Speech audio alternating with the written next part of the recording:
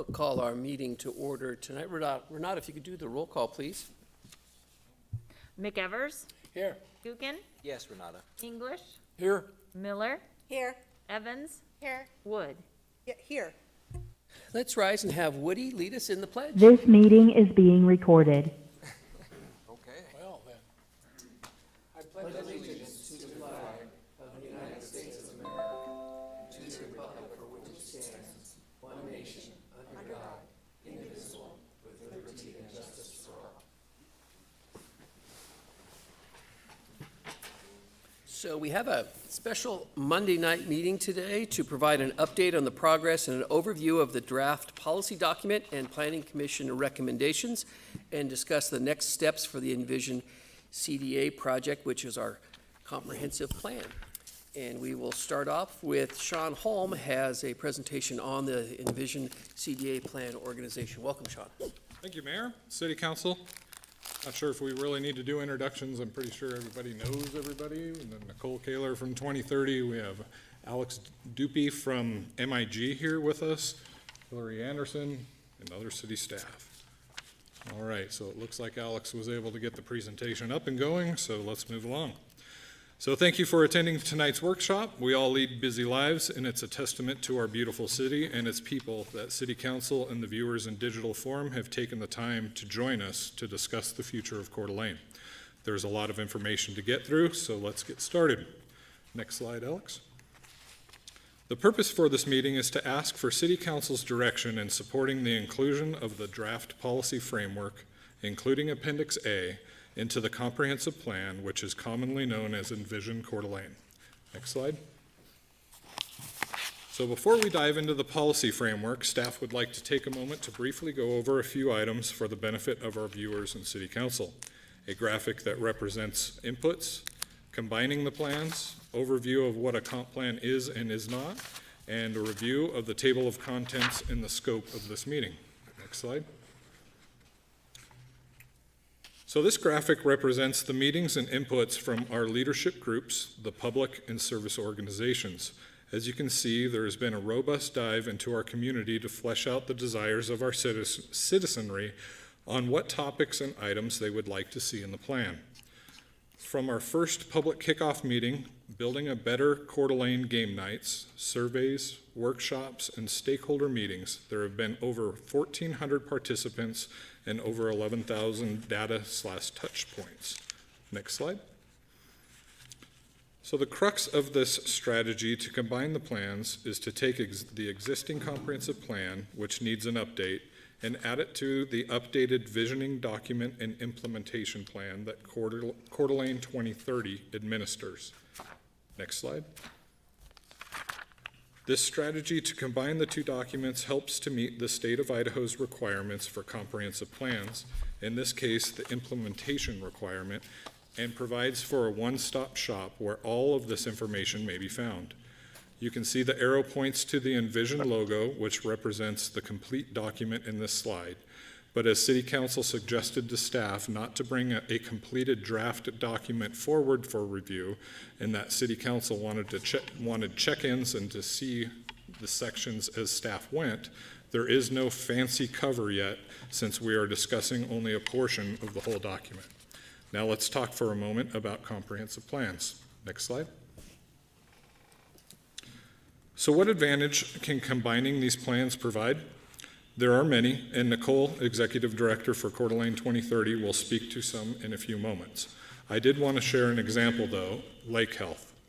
We all agree that lake health is extremely important to our city. It's just as important to the Coeur d'Alene tribe, Kootenai County, the state, and even the federal government. This regionality extends past our border and will take a multifaceted approach from many entities to ensure lake longevity. Coeur d'Alene 2030 represents a broader regional look at important issues and, in simple terms, can be used as the conduit to bring entities together. It also works inside the city limits on items dear to our citizens. Next slide. So let's briefly discuss about comprehensive plans. The plan is a is the city's guiding document used to guide and inform decision makers on growth for a period of 20 years. The state of Idaho requires specific elements to be included in a comprehensive plan, specifically 17, but also leaves the ability for a city to add additional elements leadership sees fit to include. It looks at what a city is as a whole through the sum of its parts. Next slide. A comprehensive plan also lends itself to decisions on a local level and is just one of the findings used for land use decisions, but it's far from the only consideration to approve or deny a request. For example, a public hearing will look at public testimony, the applicant's presentation and testimony, the staff report, hearing body testimony, and things like that to make the findings for a decision. Another aspect of the plan is that it references other city department master plans such as water, wastewater, fire, and other departments, and can be considered a clearinghouse for master plans, bringing them all together. Next slide. So what it is not. It is important to understand what a comprehensive plan is not as well. The plan is not used to define ordinance and code-related items such as setbacks, parking, height, use, what standards to build a foundation, requirements for insulation, snow loads, whether or not a fire sprinkler system is required, or how the private sewer and water systems are designed that ultimately connect to utility mains and public streets. These micro-level requirements are handled by codes and ordinances. So before we move on, do we have any questions? I'm sorry. Go ahead, Christie. Oh, just real quick, Sean, you kind of referenced that the overall plan is meant to be cohesive with the existing master plans in different departments. And I'm just curious, because we just at Park and Rec, we looked at their long-term master plan. Have you looked at that, or has your team looked at it, and is that going to be? So the last one I've looked at was the Trails and Parks Master Plan, which Monty worked on in 2017. Is there a newer one that I haven't seen yet? Yeah. Okay, Yeah. so I have not seen it, but Okay. it will adopt it by reference. Okay, thank you. Woody? Just a quick one. Right in the beginning, it said the state requires 17 new things that we're adding to it we haven't had in the past. No, back in 2007, I'm shooting from the hip here, I believe it was around 14 items at that time. And so there has been some additional items that have been added. But our comprehensive plan from 2007 is getting long in the tooth. We've seen massive amounts of development. It was time for an update. Okay, It didn't live its full 20 years. thanks. Any other questions for Sean? All right. So next slide. So now that we've covered the basics, let's take a look at the Envision Coeur d'Alene documents, table of contents, and what specifically staff will be discussing tonight. So city council members were provided a paper copy of this if you'd rather follow along that way. On the screen, you see a lot of text that represents the layout of the whole plan. There is a lot of text, and no, you don't need to read it all, and no, there will not be a quiz following this workshop. Staff placed stars next to the 4 parts of the plan, and Alex Dupy, the city's consultant representative from MIG, will explain how these parts make up the bulk of the document shortly. Next slide. But the focus of tonight's discussion is part 3, plus the implementation steps, also known as Appendix A, of the plan outlined in the 2 boxes on the screen. This is the policy framework and action items, which represent an updated version of Coeur d'Alene 2030's visioning and implementation plan. It includes the vision, guiding principles, goals, and objectives of the plan. Next slide. The implementation portion, or Appendix A, of the plan is basically the goals and objectives from the 6 focus areas, and then inserts the actions here. This was strategically done this way for efficient updates over time without having to update the whole plan, which is costly and time-consuming. Next slide. So before I turn over the presentation to Alex, I wanted to reiterate that the focus for this evening's discussion is part 3 plus the appendix. which includes the action items associated with the implementation requirement mandated by the state of Idaho. So are there any questions before I hand this off to Alex? Any questions? All right, thank you, everybody. The floor is now yours. All right, thanks, Sean. Once again, my name's Alex Dupuy. I'm with MIG and consultant project manager. And so as Sean mentioned, I'll step through each of the major elements of the plan. We're focusing primarily on part 3, which you've seen in previous meetings, but we're going to dig in and we want to make sure that we have agreement moving forward as we get into the draft plan elements to make sure that if there's anything missing or that we need to add, this is a good time to do it before we bring you the full draft plan. So I'll step through the outline. The plan outline does incorporate all 17 elements, as Sean mentioned. Some of those will be very specific within the implementation strategies, and others are actually adopted by reference as a part of the plan.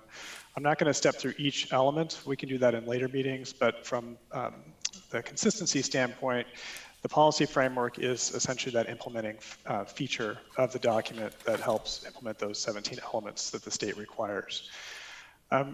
As Sean said too, this is a partnership with CDA 2030, and so as we've thought about implementation for this project, that is one, a state requirement to have an implementation plan, but also it's a great opportunity to be able to partner with an organization like CDA 2030 that actually does implementation for a living and can help organize and maintain those key elements as a part of their planning process that's incorporated into this plan. And Nicole will speak about that in just a moment. We'll also share the community priority survey, which you've seen pieces of that as it relates to the policy framework. We'll talk through some of those. And also we want to get additional input from you from the leadership survey, which I know you took at the end of last year. There were some additional questions from the community that we wanted some direction from you on. 4 key questions that we'll step through the results of that and then stop at each time to discuss and have an opportunity to get direction from you about how this should move forward. So with that, let me just step through the draft plan outline. And as Sean showed earlier, he showed the long, essentially annotated outline of what the document will be. I'm going to step through that quickly and then just to show you all of the various pieces of that, but also really kind of try to focus on that part 3, which is the policy framework. So as Sean mentioned, there's 2 base documents that this is built on. One is the 2007 comprehensive plan for Coeur d'Alene, and then also the CDA 2030 implementation plan. Those are the 2 base documents which we've been pulling a lot of information from, maintaining stuff that is still applicable to the current and next 20 years, but also identifying and modifying items based on community input or essentially changes that have happened since those plans were adopted and developed. The goal of this, as Sean said, is we do need to meet state requirements as well as address community needs and community desires as a part of this policy document. From the CDA 2030 side, their goal is to update their implementation plan about every 5 years. They're also in time to do that, and so to be able to combine both of these documents now, it's good timing, and it also helps, I think, improve both documents in terms of process and organization. So those 4 stars that Sean had on the table of contents, there are 4 main parts of this document. Part 1 is plan background and organization. That's essentially kind of who was a part of this process and how did it come to be. Part 2 is about Coeur d'Alene, which is really more baseline information. Part 3 is Envision Coeur d'Alene, which is actually the policy framework for the document. It's really setting the future for Coeur d'Alene through policy objectives and actions. And then part 4 is land use and design. And we'll talk about that part in particular in future meetings. We're going to focus on part 3 tonight. But before we get into that, let's just step through each of these major elements. And as Sean showed in the table of contents, these are organized so that we do have subtopics within each part. But part 1 is really about the city and CDA 2030 partnership and how the plan is organized so that it's easy for not only Planning Commission and City Council and city staff to use, but also easy for community members to be able to access and use as they see fit. It's very clear about the relationship to the state of Idaho requirements, and also summarizes all the great public involvement that has been a part of this project that Sean mentioned earlier. Part 2 is really that baseline information. What have we learned and gathered about the city of Coeur d'Alene over the last year or so? What are the demographics? How have they changed? What market position is Coeur d'Alene in relation to some of its counterparts? A large component of this process was updating the comprehensive plan, but also doing, really focusing on that economic development angle and aspect of it to make sure that jobs and housing is balanced to the greatest degree possible, as well as identifying, how growth affects neighborhood context and transportation and other key pieces. So within this section, we'll be discussing a lot of that, those types of topics. Part 3, which is what we're going to focus on tonight, and you've seen many of these pieces before. We started talking about this back in September with the community, September 2019 actually, in the community for what the next 20-year vision should be for Coeur d'Alene. What are some key principles that will help guide that growth over time? And then breaking that down further into goals and objectives and actions. Many of these elements were already within your existing comprehensive plan and the CDA 2030 implementation plan. However, they've been updated with new information as well as amended based on new information and new input from the community, as well as just the fact that, for example, CDA 2030 has done a great job at actually implementing many of the actions that they had in their last plan. So bringing new actions that meet what the community is looking for in terms of future change within the city.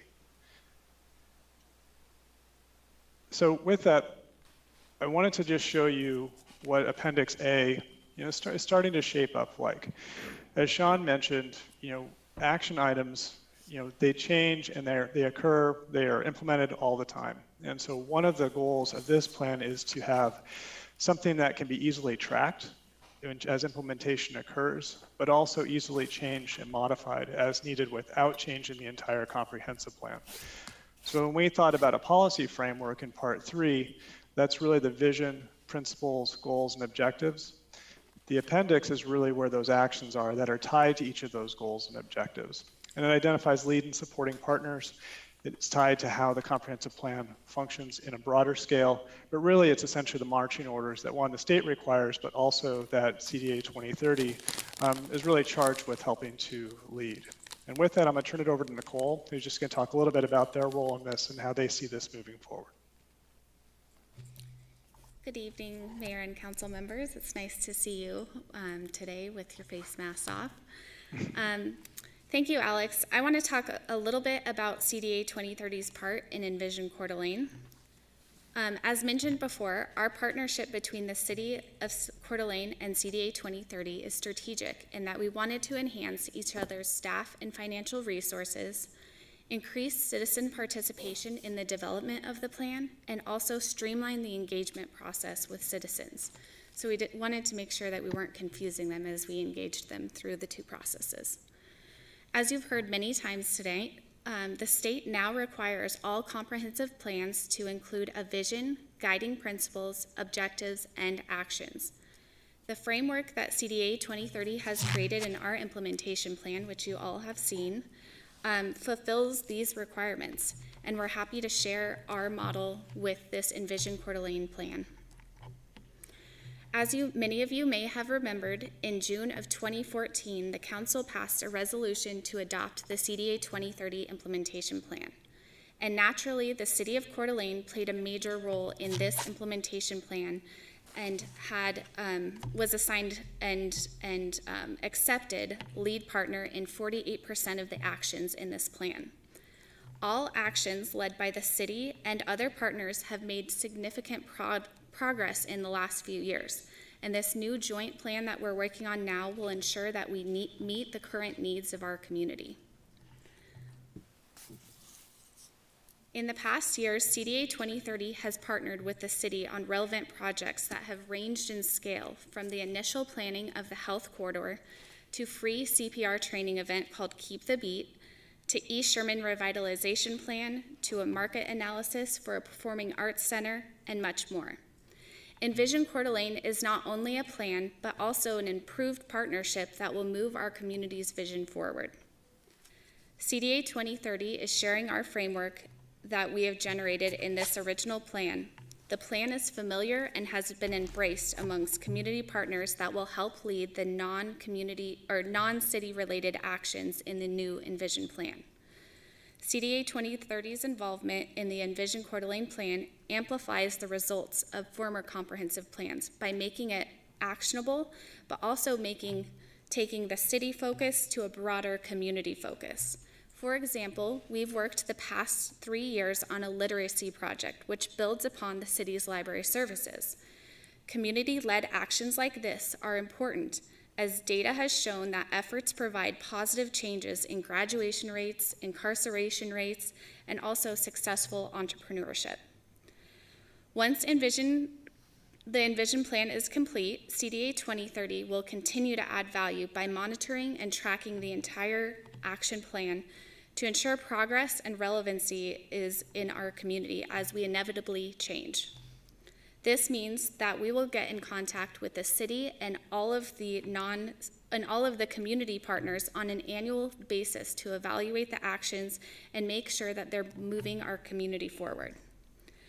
CDA 2030 also continues to spark action, enhance collaboration, and act as a neutral convener as we work on priority actions such as the Lake Management and Education Program, quality childcare, and housing affordability and housing choice. Currently, the Envision Project Management Team is utilizing the CDA 2030 Implementation Committee to review and refine the actions that we are working on within the new Envision plan.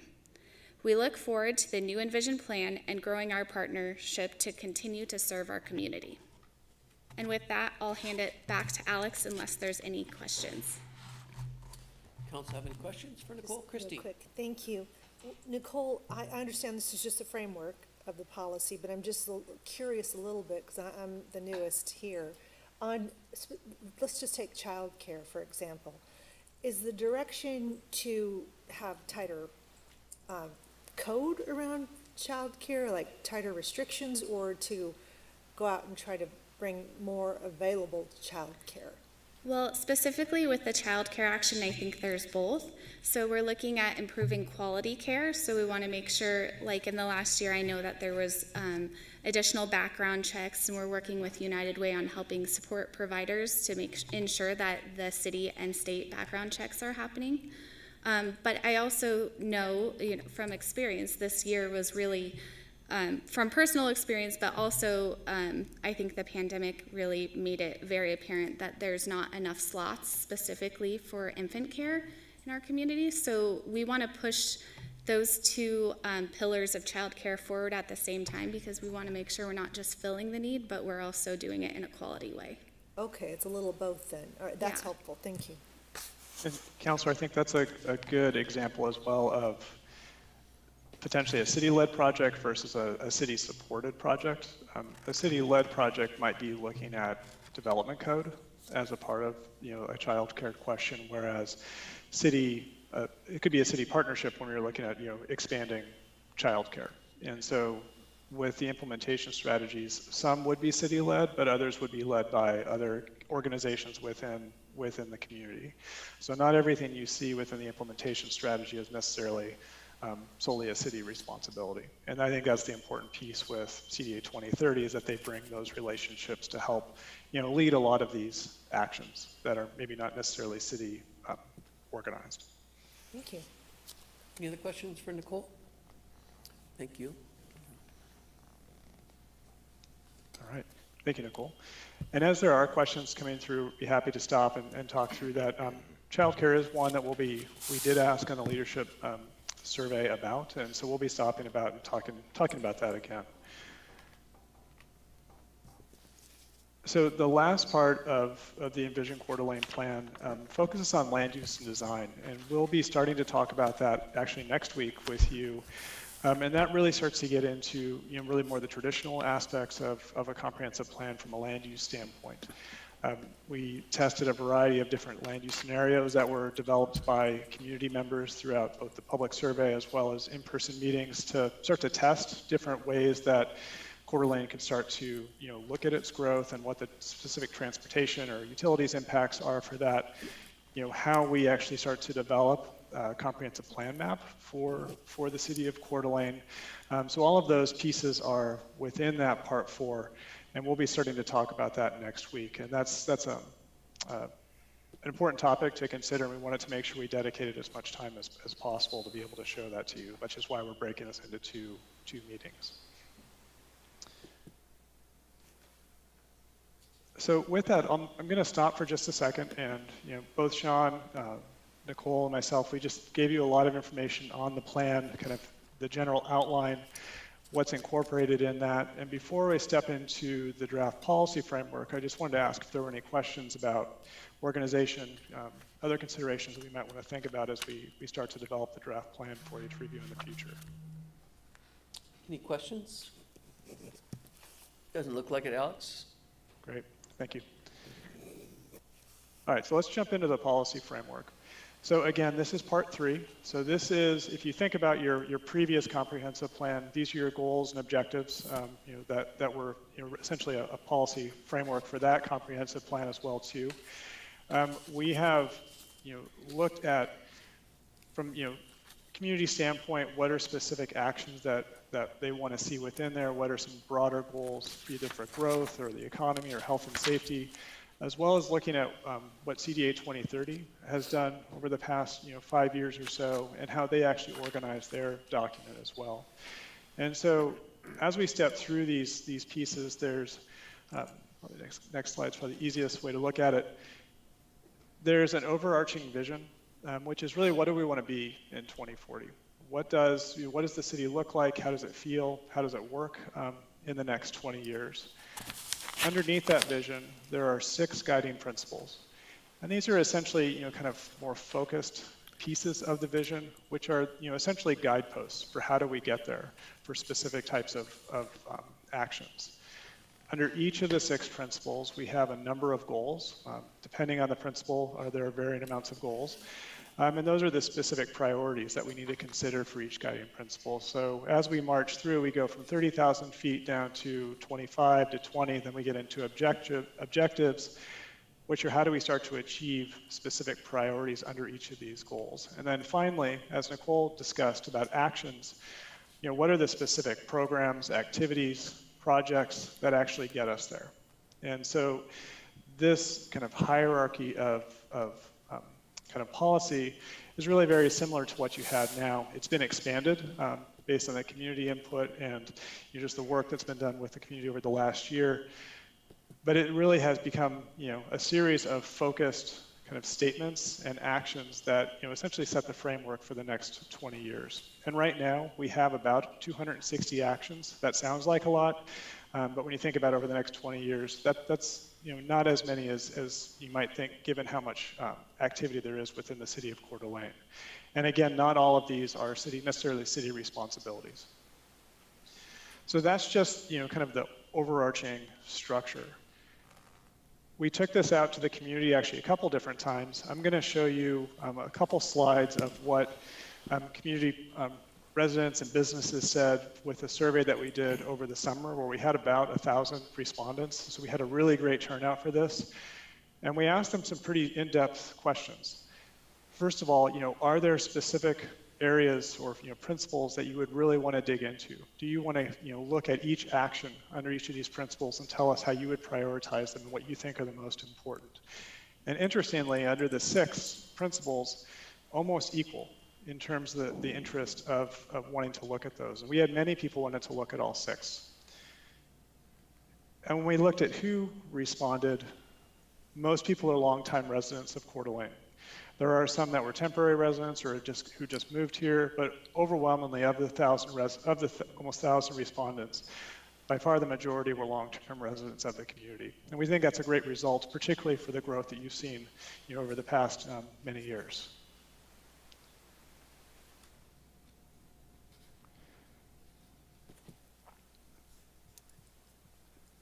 So one of the, we did a similar process with Planning Commission. And so I wanted to show you what their recommendation was. They looked at each of the policy, the framework policy recommendations, getting down into the actions, and actually helped us prioritize some of those. And at the end of their meeting, and this was back in the end of November, they recommended moving the policy framework into the draft Coeur d'Alene plan. They recommend that City Council take a look at that. They felt that even though as we get into the draft plan, there will certainly be additional review and revision, they felt that where the policy framework is today could be considered by you as City Council to move this into the draft plan for further review and modification. And we'll be doing that with the draft plan in the spring, this spring, as we come into that, which I'll talk about in a schedule in just a moment. But I just want to show you the Planning Commission has reviewed this and provided that recommendation. Mr. Mayor, Go ahead, Dan. so the planning department, the planning commission were the ones who put this in the plan? Then what's our function? No, the planning, I'd like to clarify. So Planning Commission looked at the policy framework. They looked at this. They looked at these elements, the principles, goals, objectives, and actions. They looked at public input as a result from the public survey that we had this summer for each of those principles. They looked at the top actions that the community said were the most important and helped us prioritize that further, which helps further the Appendix A development. And then after that, we asked the Planning Commission where they thought this policy framework was in terms of, being able to move it forward within the process. And they suggested and recommended that we present this to you to discuss, to talk about the leadership survey results where there was a few additional questions that we felt needed to be answered as we do that, but really to put this policy framework into the draft document so that we can bring you a final draft for review and vetting in the spring. But we didn't want to bring you the whole document as a single document because frankly, there's just too much stuff in there to cover. So that's where Planning Commission said. They said, yes, this looks good. Thank you, We'd Alex. like City Council to review that. Once again, Mr. Mayor, I think, we should be the policymakers, not the subcommittees. We're the ones who set to do this. And it seems to me that what's happening here is the Planning Commission recommended it and now it's just done. And our job is to kind of say, well, okey doke, but I think that should have been a decision made by council, not a. And I think, Dan, that the way I look at this is Planning Commission recommendations of the council is the final deciding body. But it's being presented to us as a unified thing, like it's already going to happen this way. It wasn't presented as an option. It's just like, here it is. But we have, I view that as we have the final say in what this draft is. The comprehensive plan is going to be approved by members of the council, and I would ask council if they feel that the final decision is going to be made by this body. That's the way I look at it. I would just prefer, Mr. Mayor, because when I see decisions made elsewhere and presented to us as here's the package, we are rubber stamps. And I think that people elect us to lead the city and set a direction here, and it seems to me that this direction has already been set by a planning commission. And what confirms that in my mind is that there's not a lot of resistance up here. Well, we're only rubber stamps if we allow ourselves to be rubber stamps, Oh, right? we do that a lot. Well, but then who's to blame if we do that? It's us. We have. Well, I blame the voters, but that's another thing. This body has the ability to change anything. I mean, Mike Gridley But will always. They've shown in the 10 years that I've been on council that they lack the guts to do it. Well, I would disagree with that. But Mike Gridley always says I'm that a we. little uncomfortable, Mr. Mayor, with the whole thing, so. Mike always says that council can do whatever council would like to do. And that's something that I always remember. And so, Dan, I would just say that, yeah, I know your frustrations where you think the decisions are already Well, I guess we made, can but- tell tonight, based on the votes and based on what people say, whether it's true or not. Well, we'll see that, but I guess maybe I have a little bit more confidence in the people that are here to ask the questions and to make the decisions. So let's check it. So Kiki wanted to go first and then I'll Yeah, answer Kiki, back to Dan. You go ahead, Kiki. I'm sorry, Dan, I think derailing this whole conversation is just not productive. And I believe that this is a huge undertaking that's gone on for a number of years by a number of different organizations and committees and commissions within the city. And we should all be working together towards the same end. if planning people all and agreeing or planning working together? commissioners are recommending something to council, we can take it or leave it. But to say that they've already done the work and it's completed and you feel offended by that, that's just not productive and it's a waste of time and it's not the way I look at it at all. I Christie, think go I ahead. wasn't. I think I'm sitting up here just equally as you are, Kiki, and I am not going to determine whether I am wasting time or not, or you are. Let's try to get some productive work tonight, so Boy, Christie, I you hope go I say ahead. something productive. Yeah. Well, I mean, I think there's got to be a starting point, and Dan, we will dissect through it. We will decide. Just because some of us might vote tonight to move forward, it's not a final product.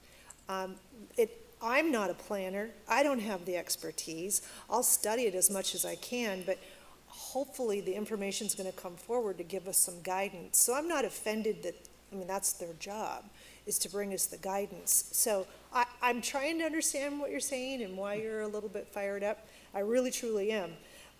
But for me, we're just taking the input, and then we can do with it what we want. Now, tell me where I'm wrong.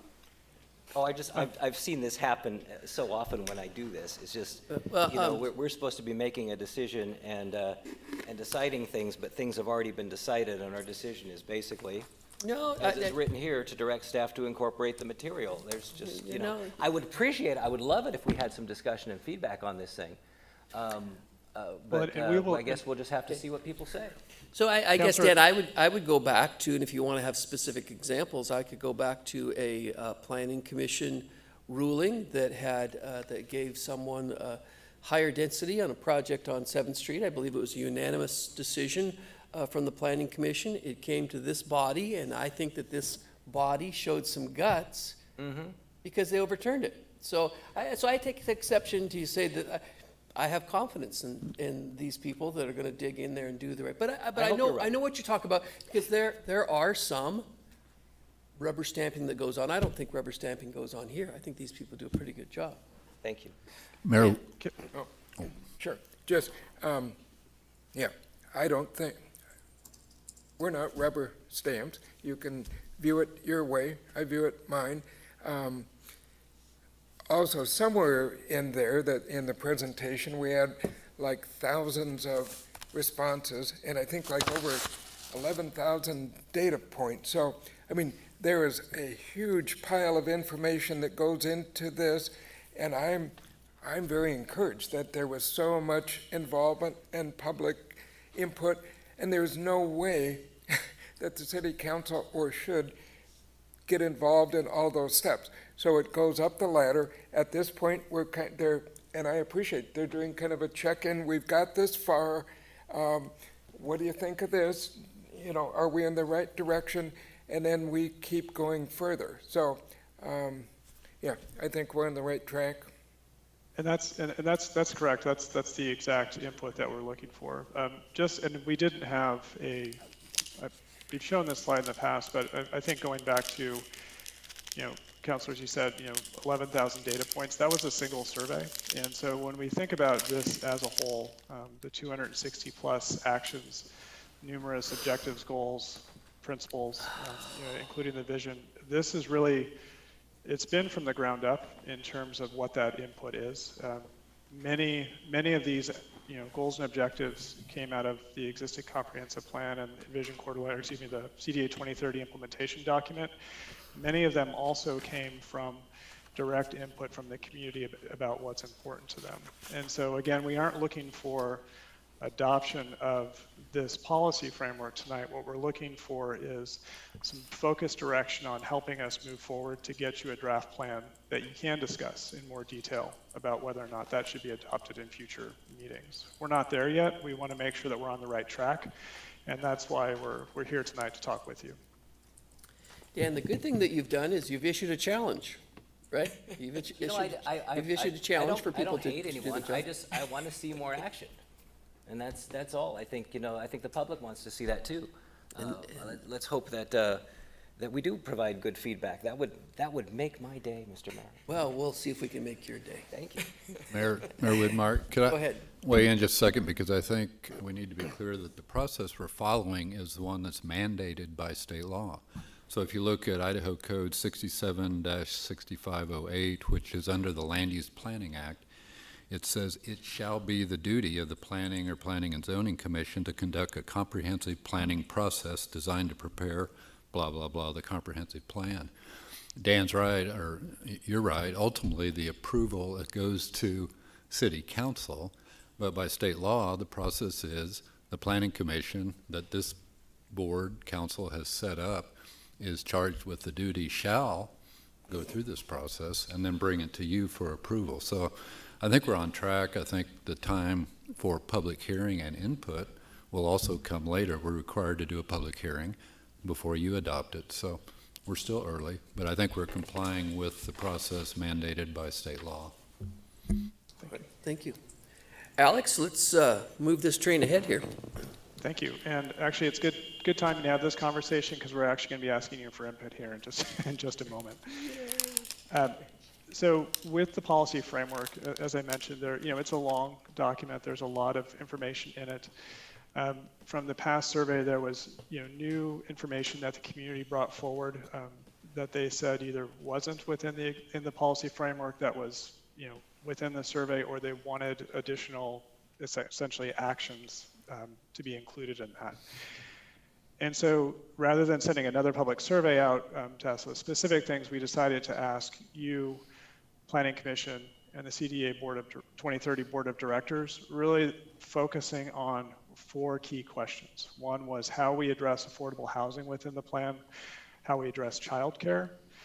Equity and inclusion was a big topic as a part of the survey on a variety of different factors, and then health of Coeur d'Alene Lake. So those are specific topics that as I step through the 6 key principles, I'll stop as those are related within those principles. Not every principle has some of those questions, but I'd like to be able to sit and just talk about that for how we should either prioritize or kind of think about that for the next round of this policy document. So I'm just going to step through each 6, and as you see purple on the screen, those are when we're going to be queued up to start talking about those leadership survey questions. The first principle, community and identity, really focuses on a number of key topic areas.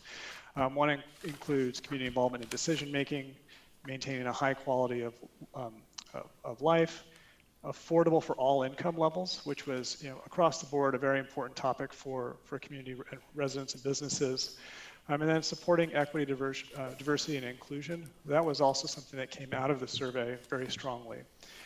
Within those topic areas, we have about 36 actions that support those. We're not going to step through each action tonight, but just to give you a sense of some of the number of actions under each of these principles as they relate in Appendix A.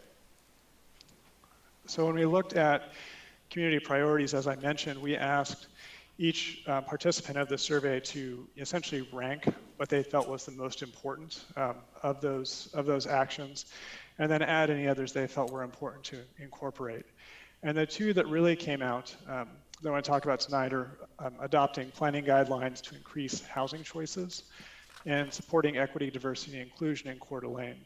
There were other community priorities, like encouraging active neighborhoods with walkable development that directly affects how you think about land use and design, growing arts and culture for local artist visibility as part of an economic development strategy, and then providing and expanding affordable childcare.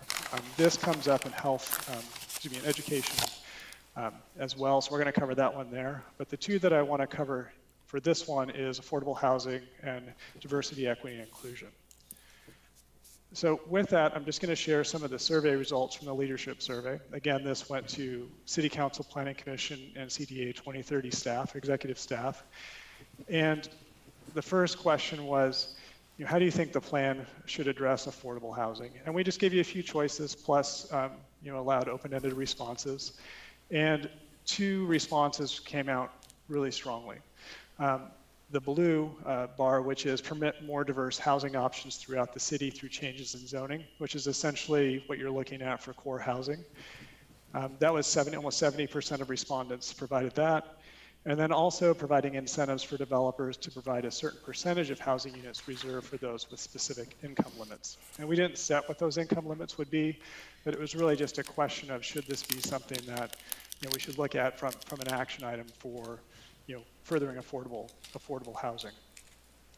Alex, So- Woody has a question. So Alex, Yes. before we move into something, I can't keep up with you. So Sure. just talking about this part about the housing and 16 people responded, and this is the answers you got. And so now you're asking us to prioritize these or have Well- discussion on the realities of each one of those items? So that's a great question, Councilor. Thank you. I think the question around these questions essentially is there was a lot of variability within the public survey responses about how, for example, affordable housing should be, essentially provided or supported within the community. The leadership survey, which was pretty limited in who we asked, that was we had 16 responses. Of those, these are the responses of how we should address this within the plan. Doesn't mean it's the only way to address it, but it just means that maybe there should be some focus on how affordable housing should be provided or more diverse housing choices. Okay, And so the question of core housing, for example, that's one you're already looking at. And so should that be heightened in the plan to make that a high priority? So it would seem like we have to have a discussion on if any of that's realistic in Idaho. First off, is it something the city wants to do? That would be another reason. And this is all feel-good stuff, don't get me wrong. I'm sure my vote might be up in there somewhere. But I'm having a hard time going, okay, that's all good, feels good, but then what's the reality? How does the city do some of this stuff? Is this state law? Does it come down to county law? Is it city law? And then there's the economic side of it. And I'm sorry I'm digging in the weeds, but I got to get into this because we're just flying through it and not getting any discussion. So am I on the right track or am I messing with you? Nope, you're not at all. And thank you for, because actually the question we have is about discussing this exact element. So how should housing be prioritized in the plan? And that's why we were asking about some of the other initiatives that the city is functioning. I think any of these, if you look at whether it's incentives, conducting a housing needs analysis that had about 5 votes, or permitting more diverse housing choices, those are all permitted within the state of Idaho. And it doesn't mean that you have to, as a result of how you prioritize it within this plan, that you're adopting that specific action. It just means that it becomes, from a city council standpoint or a planning commission standpoint, that it may be more important to place a higher priority on it within the action items. So that's the question, is core housing or providing more diverse housing choices, is that an action that we should place a high priority on within the action list? And should we look at, and whether or not it's the city doing this, should we look at providing incentives like density bonus, for example, for housing units if they provide a certain number of affordable units within their development? Mr. Mayor. Christie? Chaz, so I guess what I'm trying to determine is how specific will the comprehensive plan get? Are you looking at just what's allowable within state law and we could say, okay, that might be something we consider down the road, or are we going to specifically say, well, we'll run a bond election for affordable housing, or we'll give tax incentives for affordable housing? Some of the things that other cities have very specifically done, and so I guess I'm not, and I suppose that comes from us, but my question is, are you looking for that specific from us? I think what we're looking for is this, when we look at all of the actions or kind of goals of this plan, should providing diverse housing options be a priority? I think that would be the first question. Or when we look at, if you have, a goal or, a need for being able to provide housing for, as many income levels as possible, which was a community need or identified as a community need from the community, are there actions or the pieces that should be kind of rise to the top? And so these are the few that were already within the document, And so that's why we were asking, are there some that should be prioritized maybe more than others? Alex, when we talk about providing incentives, it's difficult for cities to provide incentives in building housing, right? I think urban renewal comes in, but urban renewal is for infrastructure. It's for those types of things. And maybe that they have helped some in the Riverstone area to provide some affordable housing in that area. But without a partnership from the city with the Department of Housing and Urban Development, I mean, they're the ones that are recommending that 30% of the household income only be spent on housing. But I get what Woody's point is, these all of these sound fine and good, but how?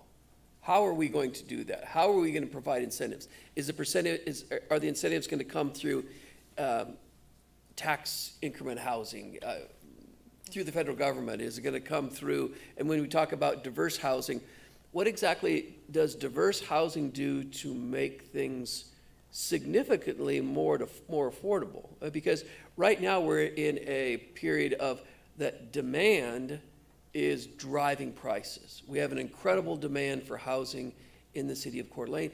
And on the other side of the demand is also causing the house, just to build a home, the price just to build a home has skyrocketed because of the demand and because of the shortage of trade labor and those kind of things. So there are so many things that lead to housing becoming unaffordable.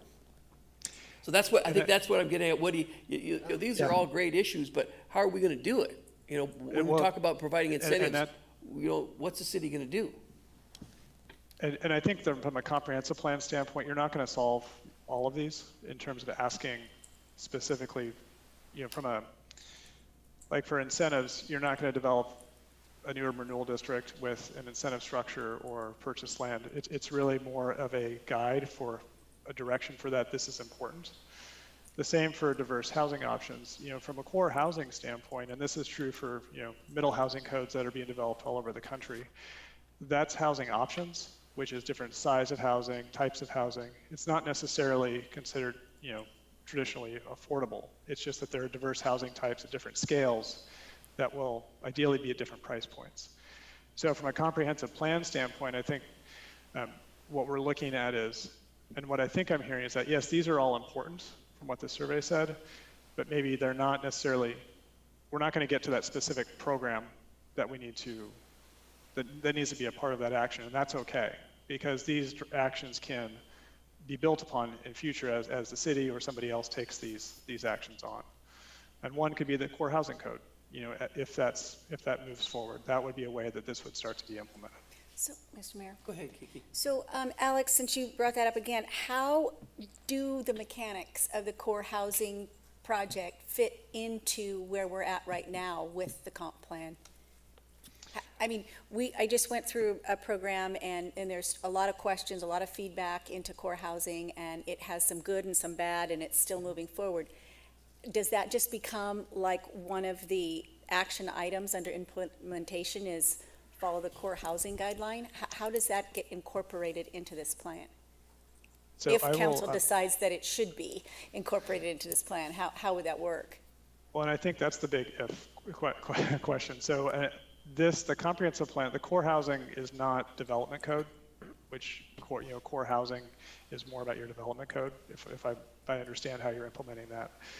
From a comprehensive plan standpoint, as an example, if core housing were not adopted as a part of within Coeur d'Alene, you could still have an action within the comprehensive plan that says prevent more diverse housing options throughout the city and changes through zoning. You can strike that, for example, core housing. We've just put it in there because that's something that you're discussing today. If you do adopt core housing in whatever form, that would begin to implement this specific, this specific action item. Okay. So that's the core housing piece is an example of how this action could be implemented, but it's certainly not the only way that could be implemented. There could be a number of other ways that it could happen. We've just put it in there as an example because you're kind of working with that at the same time as the comprehensive plan. Mr. Mayor. Christine. I've got a question. Chaz, I guess I'm looking at the comprehensive I plan. think that's That's Alex. Alex. Sorry. Your name on the screen says Chaz. That's the one over, that's somebody that's in the booth. Okay. No problem. I know who you were talking to. Your name is Chaz now. It's hard to tell my read wife. down there, but Now, you're Jeff Crow, though, so. I'm new to this whole concept of the comprehensive plan, but I guess what I'm really gathering is this is more of a community-wide 30,000-foot plan Yes. for everybody in the community rather than a specific city of Coeur d'Alene master planning. So I'm trying not to get the two confused because I have a question for Troy later. Because I know this council, me specifically, very interested in master planning for the city where all of our 5 and 10-year plans come together. And that's not what we're doing with you. It seems like we're not going to get down in the real specifics. We're going to just follow guidelines for our community. Am I right? So for the policy framework, it's, as Sean mentioned, it's about a 30,000-foot level. So, it's a vision document with implementation strategies for the entire city of Coeur d'Alene. When we talk about land use, which we'll be talking about next week, we will be talking more about, not necessarily to the master plan level, but general guidance for how growth should occur over time. And so there's two pieces to that, and that's why we've broken out this to talk really about policy and overall direction. And then next week to start talking about land use, which starts to implement some of the direction that we're talking about tonight. But you're absolutely right, though. This isn't at the master plan level where you're identifying where every sewer line or park or road's going to go. You're really talking about, when this happens, what do we need to think about as that occurs? Okay. Thank you, Alex. Mayor Widmar, I Yes. might add one more piece. I think the comp plan is your vision, is your idea of what you want. And then as ideas are brought forward to implement it, new code, new laws, maybe new state law changes, then you can test it against your comp plan and says, does this action that we're proposing, is that consistent with our comp plan? Okay. If you say, no, it's not, well, maybe that's not something you should be doing. That's correct. Does that make Thank you. sense? Yeah, thank you. Woody, So I need to go back to paper. So I'm looking at goal C13, and it talks about Coeur d'Alene will strive to be affordable for medium and low-income levels, including young families, working class, low-income, and fixed-income households. That's the goal. And then under that, the objective says, C13.1, all this text stuff, support efforts to preserve existing housing stock. What does that mean? Don't tear down old houses or help fix old houses. And provide opportunities for new available and workforce housing. That's what it says here. So if we adopt C13, that's what we get. That goes on there, and people can bring it to us going, I'm going to save this old house. How can you help me? Or 2030 goes, you go to your builders and go, hey, Coeur d'Alene has this part of their dream thing. You follow where I'm getting confused of trying to read all these feel-good things, and we deal with the reality of feel-good things. It's good to feel good, Councilor, but that's why I'm trying to understand. I get that this is new, but is it a feel-good thing? Is it supposed to be real, or is it like you said, well, we'll take this part but leave those words out and it'll look good, and because we have no pathway to do it. And Mike, you're saying by having it, there may be a pathway in the future, or we can work towards it? I think you may be overthinking it a little bit, Woody. I mean, Probably. It's late, you know? keep the goals, and then your actions will come later as you fit them. Do they fit those goals? This is not my expertise, but I think that's the intention of the comprehensive plan. If you look at the one that is adopted now, it speaks in terms of stable neighborhoods and, in general terms. And so I think that's kind of where it's at. And then how you achieve those goals that you've stated in the comp plan, that becomes the individual actions that are allowed under code you adopt, or state law, or federal programs, whatever comes up. I think that's correct. And if you look at, Councilor, from preserving existing housing, say for these are often also used to write findings for development proposals. And say, for example, you have a hypothetical development coming in that wants to tear down 10 existing houses and put in, some other type of development. That goal is essentially saying that the goal is to preserve that housing. And so an applicant would need to show why that goal doesn't apply, or why that objective doesn't apply. So that's a specific way that a comprehensive plan works from a development standpoint.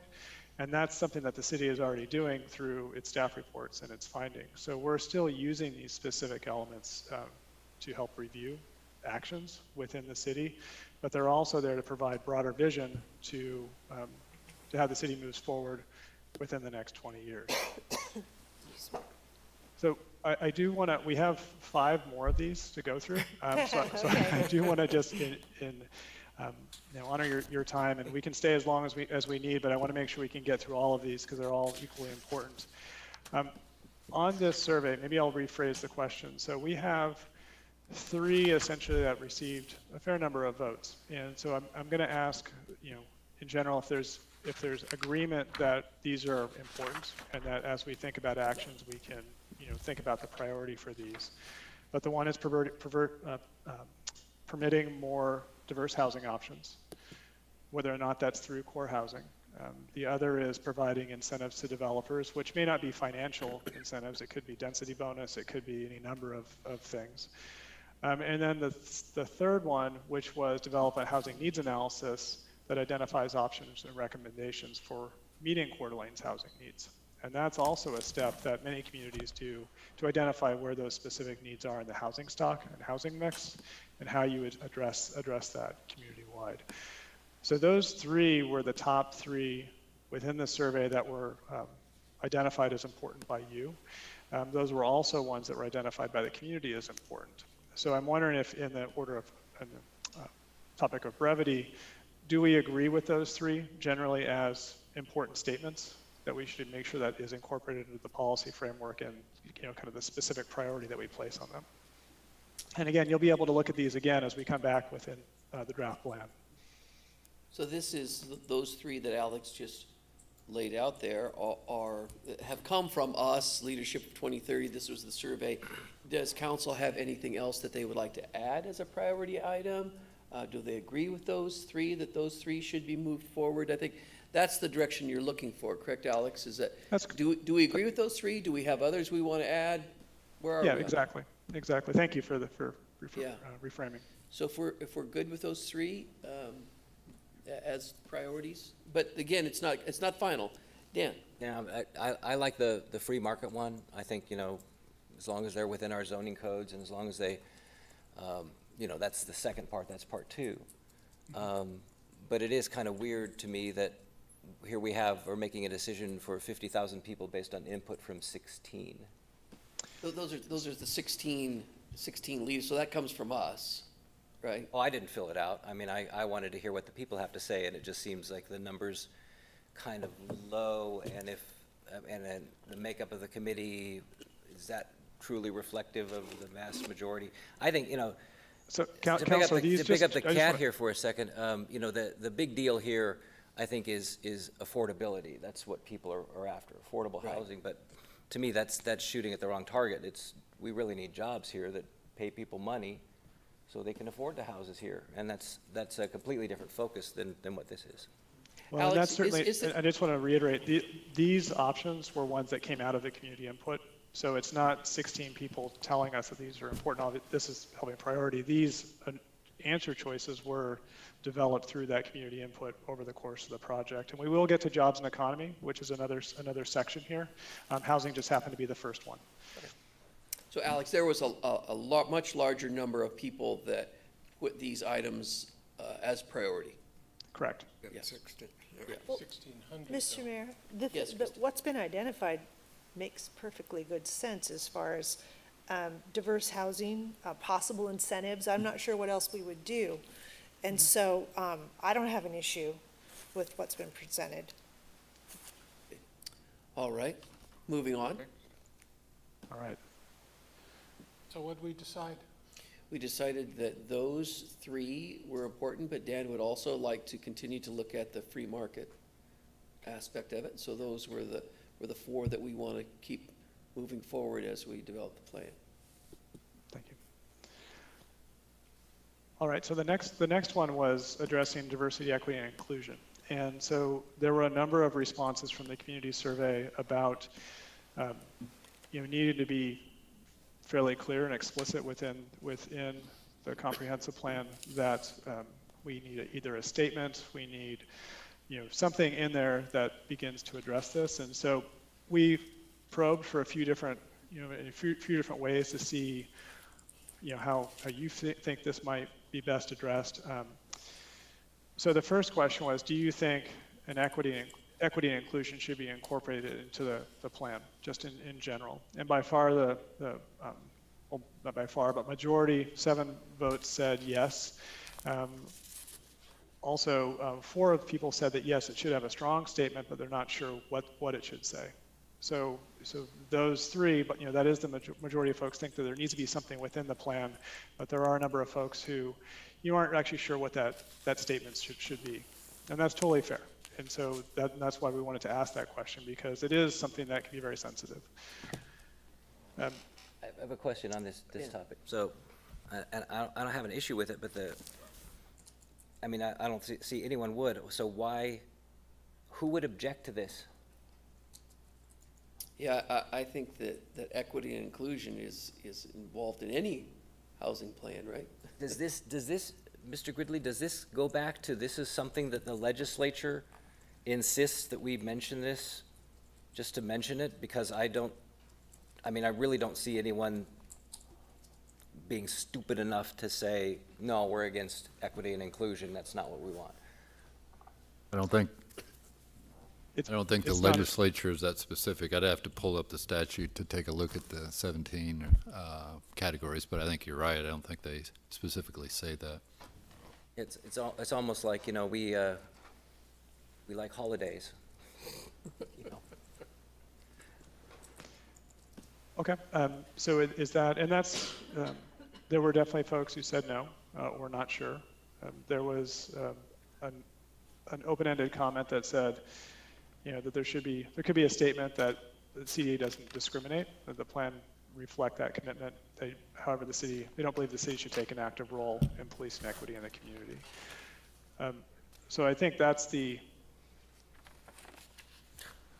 fair place to be. I think let's step on some of the other responses. I think it's along that conversation, it's similar. Should the goals, objectives, and actions of the plan specifically include equity and inclusion? It's about even in terms of yes, no. There was an open-ended response: equity should be driven by the community, and that the plan should identify a community process. Excuse me, that's another option, that there should be a community process to actually develop an equity statement. But generally, it was about even between yes and no for whether or not there should be goals, objectives, and actions within the plan. And then we asked it another way as well, too, from a priority standing, is equity and inclusion a significant issue in Coeur d'Alene that needs to be elevated in the plan through priority actions? And again, it was about even in yes versus no. There was 3 that said not sure. So, we're kind of even in terms of whether or not this should be addressed in the plan. I will say that there were a number of open-ended survey responses within the public survey this summer that voiced this as being important. There were also a number that said this shouldn't be included in the plan. So I would say that it's mixed and we're seeing this in the survey here as well, mixed in terms of how to move forward on that. Alex, I have a question, Mr. Mayor. Hey, Alex, can you give me an example of what would be equity and inclusion? I think I have a good idea of what it is, but can you just cite one to make sure we're all on the same page? Definition, A definition? Well, there's a number of statements out there. One I think example. If we're implementing this as part of the plan, how would it come up? How cities have done this, and we're working with the city now that adopted a policy link. Policy link is a policy organization. They do a variety of different things. But it's a statement within a document, or that cities will sometimes adopt, essentially saying that They will not discriminate. They'll look for options to ensure that there's equal access for all members of the community. There's a number of different ways that that can be accommodated, but it's really a statement that, puts the city, out there saying that we are supportive of everybody, regardless of race, religion, gender, identity, that it's a place that, you should feel comfortable being in, that will actively, complete actions or have programs that will do that. And I think even better than me, talking about definition is one, I think that, the city council came up with that we used within the survey as a part of, when, Black Lives Matter, Antifa, and other, groups were protesting throughout the country, is that you do have a statement that's essentially within your contracts, and those are pretty standard, but that you did come out more clearly through communications with City Council, and that's answer choice B, which was the City of Coeur d'Alene and its residents are committing to denouncing acts of violence, inhumanity, and racism. Hate crimes will never be tolerated here. We value the diversity of our community and the inclusion of all voices. Is it important for us to have the courage to stand together, unite, and understand that our differences make us stronger? That's a DE&I statement in and of itself. I think the question is whether or not you should have a DE&I statement within the document, within the comprehensive plan document, as a statement there as well. Council's thoughts on that? I think it's important. Yeah, I couldn't imagine adopting a plan without it. Yeah, I think it's important. Yeah. Amy? And I would like us to see both statements. I mean, the first being non-discrimination statement and the second denouncing hate. I mean, they're very different statements to me, and both are equally as important. They are. Yeah, I was proud to see this one of them, Yeah. our high priorities. So Alex, I would say that we're in favor of including a combination of both of those statements in the document. Woody? I thought this was weird that it's even there. I mean, I find that, maybe it's just I'm a little older than, I guess, this is important stuff that you have to say and you have to preach these days, a sign of the times, but I thought it seemed odd to me, not that I don't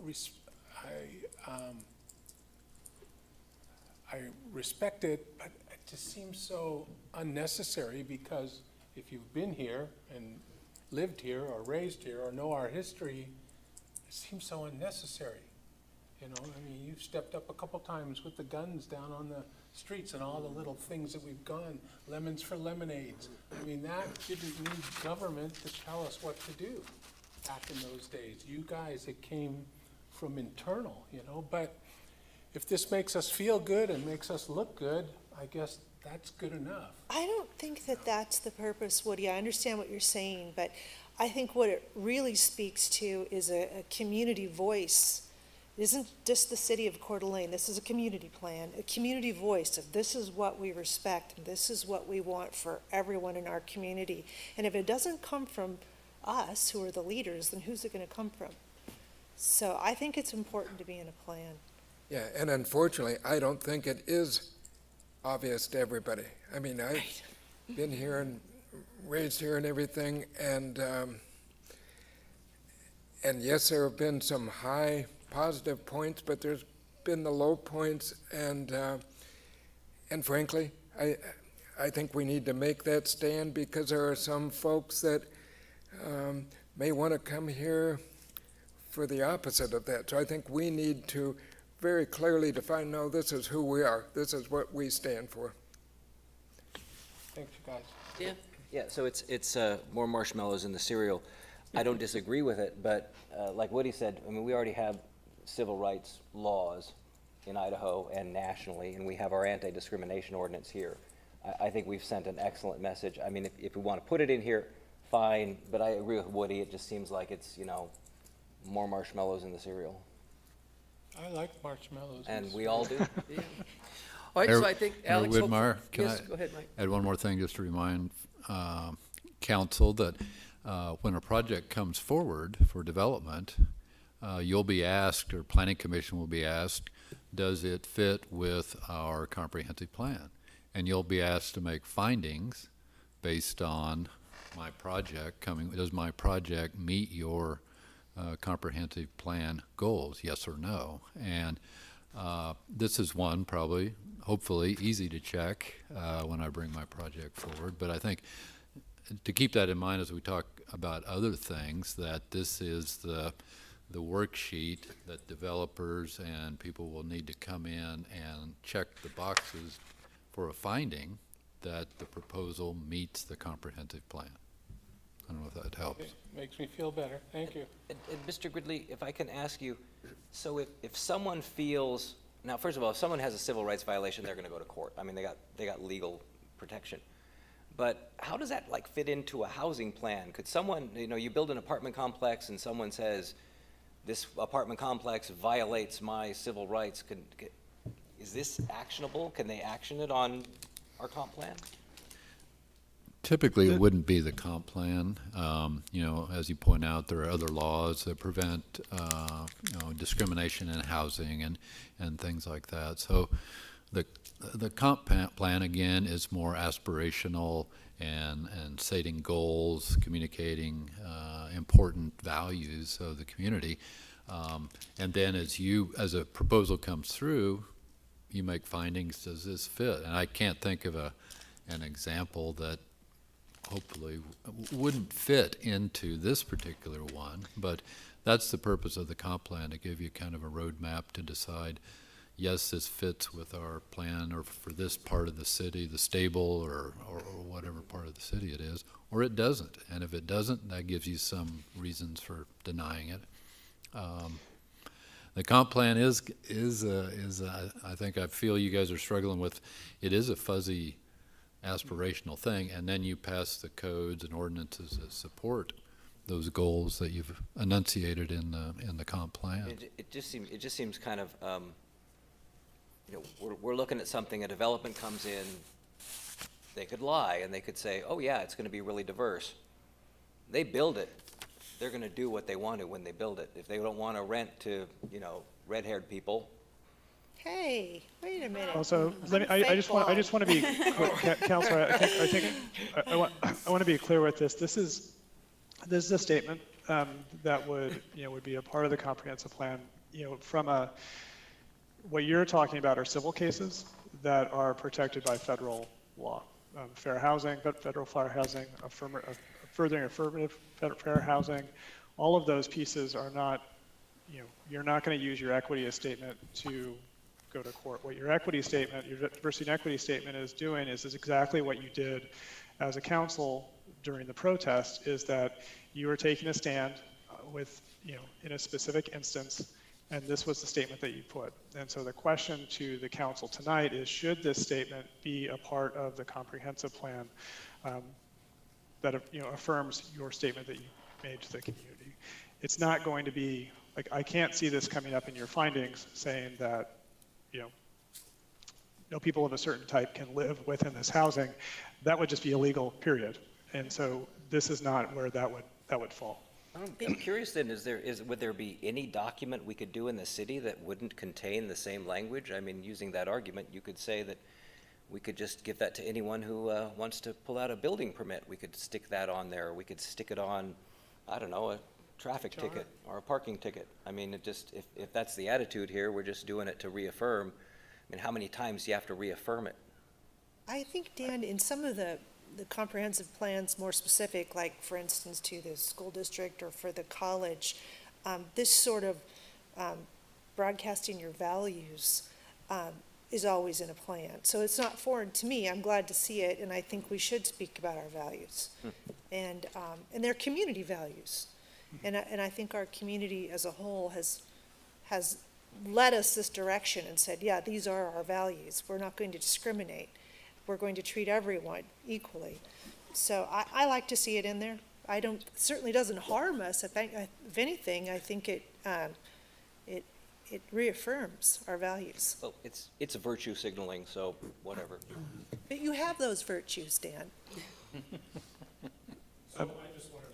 Mayor, if I may, is it okay to, just because we have 4 more of these, I want to make sure we can get through them. Hold on, Alex, I wanted to speak real quick. They're paying I'm not sure if you can see me or not. This is a hot button topic in our nation right now. Even at the highest of levels, we see members of Congress that are using gender identity to remove speech from the highest levels. We've seen they want to not allow father, brother, sister, mother speech. And so it's very important that we understand the difference between what a hate crime is and what hate speech is. So a hate crime is something that is violence, and it is predicated upon something that was based upon race or gender, and so it is a multiplying factor on top of the crime, and that is what a hate crime is. So what I'm afraid of is this becomes a slippery slope, and hate crime turns into hate speech. Hate speech is legal. We may not agree with it as a person or as a people, but for us to remain free, you have to listen to someone else that you might not agree with. And so that's a very slippery slope. That's all I wanted to say. Well, I would just suggest that not all hate speech is legal. So we are getting a little bit off topic here. Yes. And so I would say that we are all in agreement that we believe in a statement of a strong statement of equal access. Yeah. So And I just we can move forward on wanted to that. be clear that this isn't the statement, but this is an example of the statement. So there will be correct. that crafted later on. Yeah. Okay. We can start here and then we can modify as needed. But thank you so we have direction to move that forward. So let me, Next. yes, let me go through. All right, changing my slides here for a second. All right, the next one is education and learning. Major topic areas within this principle are providing early child care and education opportunities, recruiting teachers, mentors, and volunteers to help shape education, and developing and maintaining school facilities. And then there are about 35 actions supporting these major topic areas. I'll stress with this one in particular, a lot of this is not necessarily city-led. Much of this could be school district, but the city certainly does have a role within these action areas. As we started to look at community priorities and what folks who took the survey and we spoke with felt were important, supporting community investment in early child care and education was at the top, as well as providing access to early childhood education such as preschool and full-day kindergarten. Improving opportunities for people to develop work-related skills, linking school curriculum to real-world life experiences and mentors, and then requiring identification of locations for new schools within lands added to the area of community impact prior to the city's development approval. And that is definitely one that we know that the school district has challenges with as the city grows. Where do schools actually get located? And so those were kind of the key priorities. There was some back and forth between the community on how important some of these were. So we asked you 2 questions about community investment in early care and education, and then early childhood education, such as preschool and full-day kindergarten. And again, these aren't necessarily actions that the city would lead, but are definitely ones that, as the priority goes within the implementation strategy, where does CDA 2030 start to work harder to make some of these things move faster? And so when we asked about affordable childcare, overwhelmingly, you said that it was very important. Almost everybody said that yes, that was important. And then what role do you think the city should play in encouraging affordable childcare? It was a little bit more mixed. And so it is very important to you. But when we look at, from a priority standpoint, or where the city what role the city should have, the top votes were the city should evaluate the municipal code for requirements related to child care facilities. So that was something we discussed earlier tonight. The city should support but not lead actions related to child care. Others are better able to do this. So that's where you're a support as opposed to a lead. But then also that the city should encourage the school district and other nonprofits to evaluate early childhood education and daycare. So those were essentially the top 3. But overall, it's really about how does the city support? And then also, should the city, within their realm, be able to look at the development ordinance? Is that a good action to move forward? And so questions for this. This might be a little bit easier than housing, but should we prioritize any of those specific actions moving Well, forward? I would just give the input. I mean, these are all important things, but they're also, I mean, out of our realm. I mean, this is legislative action. But also, I mean, one of the ones that talks about, we all recognize that, you know, the school district doesn't have, I mean, sites for the elementary schools or schools coming in, and somehow that needs to be dealt with, and, you know, something defined in that, and X size of development, you know, you got to do something, but again, that's, I mean, I think it's something we can and should support, but we can't do that at the city of Coeur d'Alene level. Although you can as a part of development, and that's actually a priority element that we didn't ask because it was much clearer from the results. You can, as a part of a development application, discuss school siting. So you can't, you're not necessarily requiring the school to. But we can't control anything about that. I mean, what's the point of bringing it? I mean, it's going to imply like we can, oh, yeah, you don't have enough room. It's going to increase our size of that neighborhood and that part of the city by X amount, but no, too bad, we can't fix it. So. Yeah.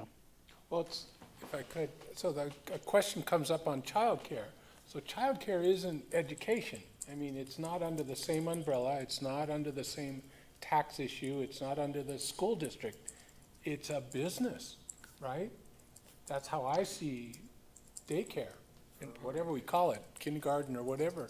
So you pay to have your kids taken care of so you can go to work, to make money, to be able to afford to live here because we don't have affordable housing. I see this circle coming around, sorry. But I'm just thinking, are we, again, it gets back to nuts and bolts. What can we do? We run Child Care Commission. We bent over a lot, did a lot of helpful things on the PPPs this year and helped them kind of survive when the governor said, yeah, you can have kids, and we've done things like that, but is that going to keep going? We try and help every child care place, says you don't have to have so much parking because they're dropping off the kids. You know, again, your specific businesses, why can't you do that for other places? Drive-throughs, it's just a drive-through, you don't need parking, you don't need a restroom. Yeah, just hand them through the window. Yeah. So what I'm gathering, Woody, though, is once again, this is feedback from the community of this is what's important to them as guiding principles as we move forward with various plans and programs. They're just guiding principles of what's important to the community. So I don't think we have to go back to everyone for something specific on right now. Just as we move forward, we would look at the plan and say, oh, okay, somebody wants us to tighten down our code on daycare. Is that something that was called for in the plan? Or maybe provide more daycares itself? Is that something that's referred to in the plan? That's the way I'm gathering it. These are just guiding principles. Yeah, and I think that's a good way to think about this. You know, these are, like many of these, for example, are not city-led actions. You know, the city doesn't provide, that I'm aware of, provide, you know, childcare. But you do, if a childcare site or a childcare business came in and they were providing childcare at a rate that is affordable, you know, and they're asking for a variance, for example, to reduce parking, is that important? You know, should the city look at ways to improve opportunities to create, you know, to actually create more childcare options? Not necessarily pay for them, but through either supporting other businesses to do that, or actually doing it through your development code, which is, again, not part of the comprehensive plan.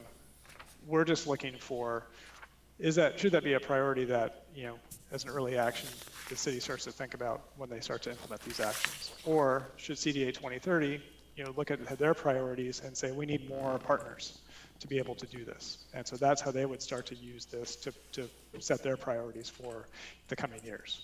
Hey, Alex, this is Sean again. Yes. Hi. So one of the ways that we have incentivized this recently is that Nicole and Hillary both worked on our home occupation code. And so our home occupation code says you are not allowed to have an employee that doesn't live there because it's should be used as a home. But there was enough need in the community, and I believe City Council agreed, that it would allow an outside employee to work at a daycare. And so that's one way to incentivize something like that, to where you can allow some additional use in somewhere that may not be traditionally used that way. Sean, if someone came up to the Planning Commission for a daycare and they wanted to implement parking that was lower than our code requires, would this justify it? Because that's the example that Alex gave. So it would have to be something that was already in code that would allow for an ask of a reduction of parking, or they would have to approach Planning Commission and City Council to get that reduction as just what we would operate under. But And they so could use this as an argument in favor. Right, so going back to what a comprehensive plan is and isn't, is this would provide direction for council and planning commission to look at changing the code to allow certain things like that.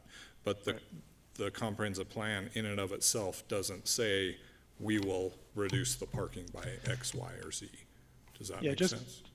Sean, that's correct. And just to read this, the action, potential action is the city should evaluate the municipal code requirements related to childcare facilities for these things we've been discussing. It's not that the city should allow this to happen. It's that this is something that you should, you can look at in the future, and then as a part of Planning Commission and City Council decide whether or not that would be a good code amendment.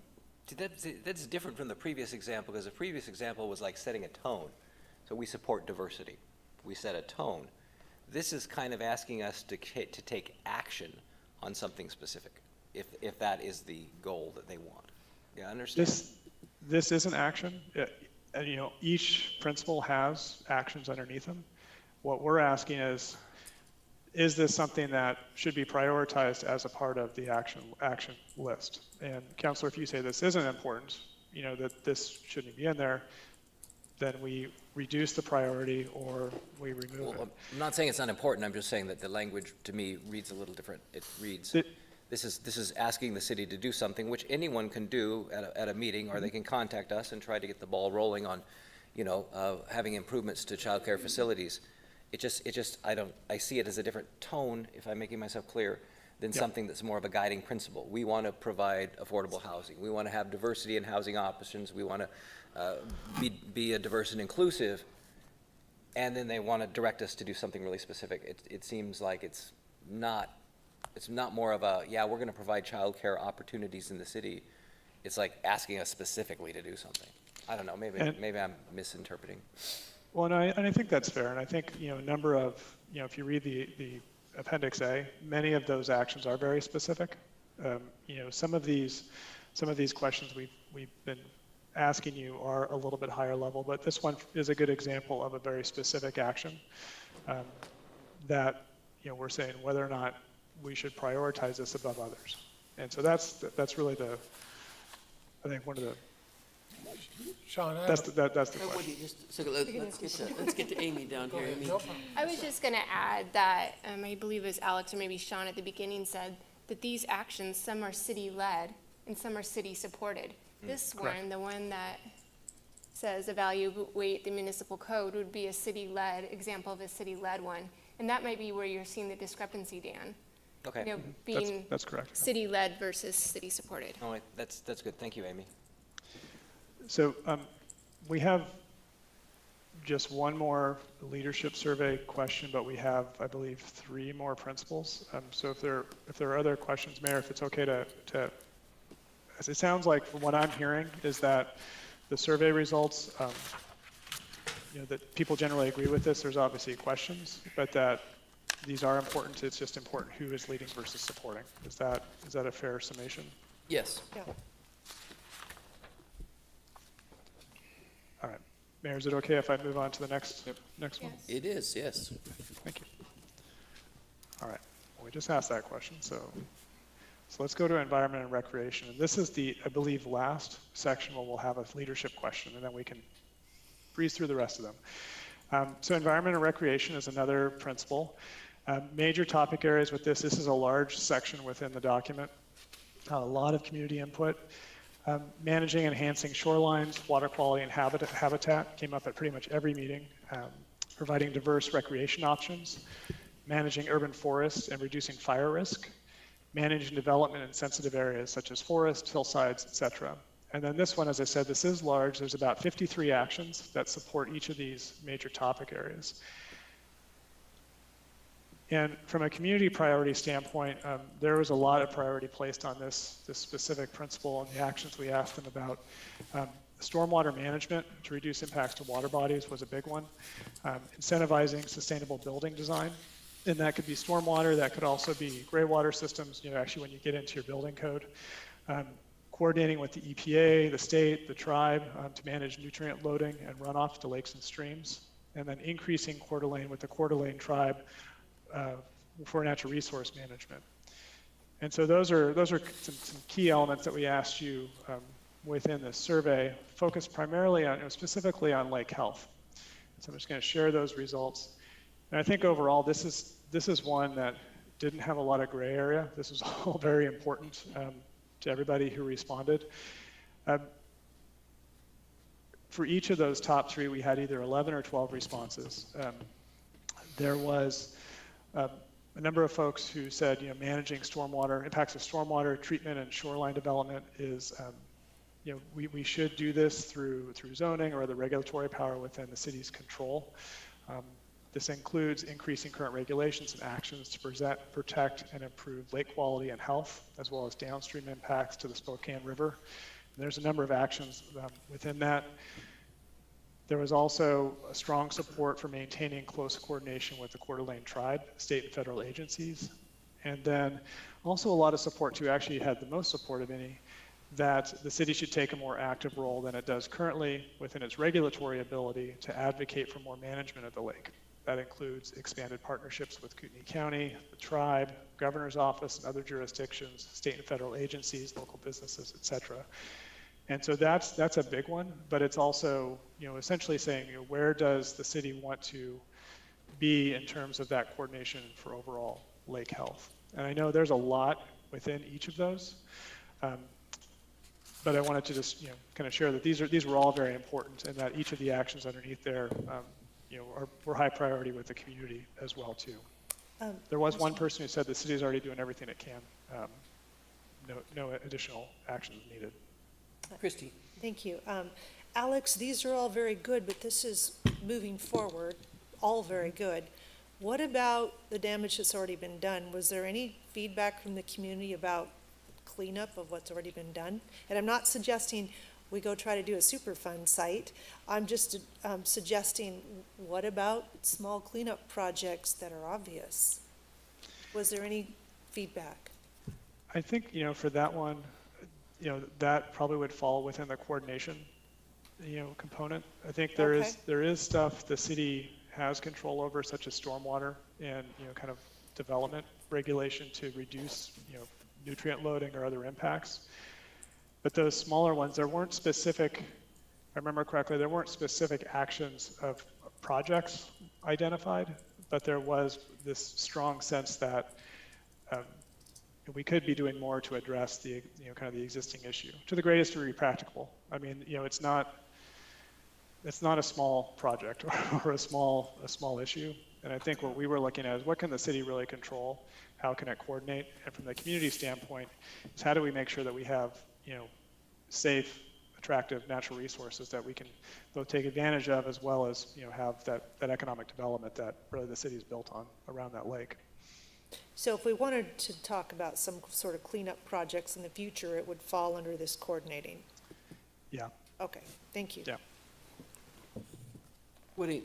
No, along those lines, all my years here back on P&Z in the 90s and stuff, these are things that were just normal here. This is what the city did, the past.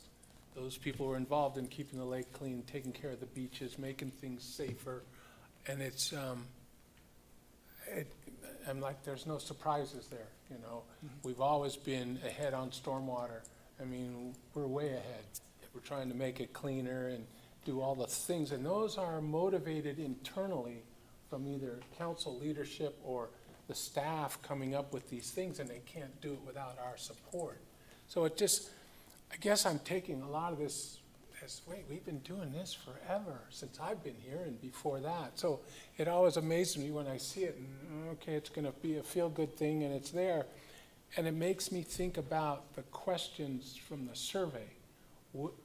I don't remember us being asked to put some questions in for the survey. So where did the questions come from? And it starts looking at particular groups, you know, tree huggers and the extreme, you know, all those, sorry, I didn't mean it, it's not negative. It's, you know, the rec people, we want to play pickleball, so we're going to put more recreation, we need more pickleball courts. But years ago, we wanted a new skate park, and we wanted baseball fields, right? And those are our history, and those were driven internally from council, and of course, people coming in and saying, we really need a place to shoot a bow and arrow, and they never got it, but everybody else got what they wanted. It just, again, this becomes overwhelming to me because I'm trying to grasp what it's doing, why is it in the comp plan? All the years on P&Z and Amy was there. The comp plan was kind of a little Bible thing, and it was broad. You could use it to apply when people came to do something creative. You go, well, show us in the comp plan where we can do that. And things seem to be, as I remember, open-ended. You could take them and then you'd kind of support them with other little things. And I'm looking at all this new stuff, trying to go, is this gonna make it harder or more complicated, or, you know, and again, I look to our staff people. They're the ones that kind of have to deal with this, making it work, so. But yeah, I think there's a couple of issues. The stormwater is definitely something that the city controls. Absolutely. And you're right, we've been a leader on stormwater and doing a great job of it. I think the bigger issue right now, and this is being led by the state, and there's many partners, is the health of the lake. And I think, Christy, you hit it on, is that there's some things that have already been done to the lake, right?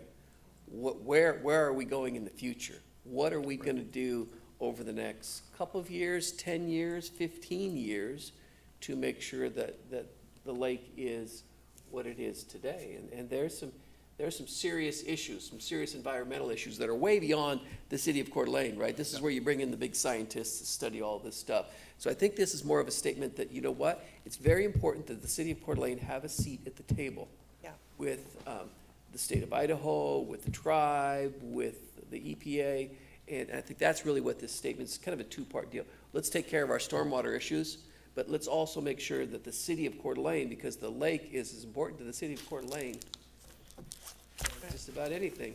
Right. Yeah, I don't think we could imagine if the city of Coeur d'Alene didn't have that, right? It was a big mud field. Right, I think it is it is and has been one of our core values, the lake. We're the city by the lake. And so I think it's good to, even though, you know, might take it for granted, but you don't want to take it for granted in terms of, we need to memorialize it in our ongoing documents. And also with, with what we've done for stormwater, and just sometimes kind of make the relationship, we on our subcommittees, and we approve, $1 million here and $1 million there for tertiary treatment systems and all of that. But all of that stuff is really important. We are a leader in doing that, and our budget, and our budget reflects, and that's also part of our values. So for when, as I look at this, in a practical sense down the road, and subdivisions or growth or something coming in, that's a very valid question of, okay, what's going to happen with that? And if it's something that's, maybe kind of iffy, or they've got to invest in the infrastructure, then, yeah, I think this is a good ongoing piece to have. Alex, I there's- believe that the survey showed that this is a high priority item, the lake health, and I believe the council agrees with that Yes. position. moving That's forward. correct. Thank you, Mayor. And Councilor, too, I would say, the comprehensive plan it's a continuum. So, there's some pieces that have been in your previous plans, maybe for many years, that continue to be important. And so that's why you're seeing, just because you've been doing it, doesn't mean that you shouldn't continue to do it. And so that's why some of these elements are in here, like making sure that the lake stays healthy. So with that, I'm going to move to the next. Another survey element, yes, the lake is important. And so I think we have talked about that. Lake health is important, and that prioritizing those actions are important elements as well, too. Just two more components. Growth and development, major topic areas. This is one that's, I think, very sensitive to many people in the community. Providing for a range of housing and development types. I talked about that in the previous, actually the community and identity slide, so we're not going to bring that back. I think we've talked about that a lot. Expanding affordable housing, we discussed that. That was part of the leadership question, series of questions. Increasing pedestrian-oriented development. That's one that we'll talk about next week as well, too, from a land use standpoint.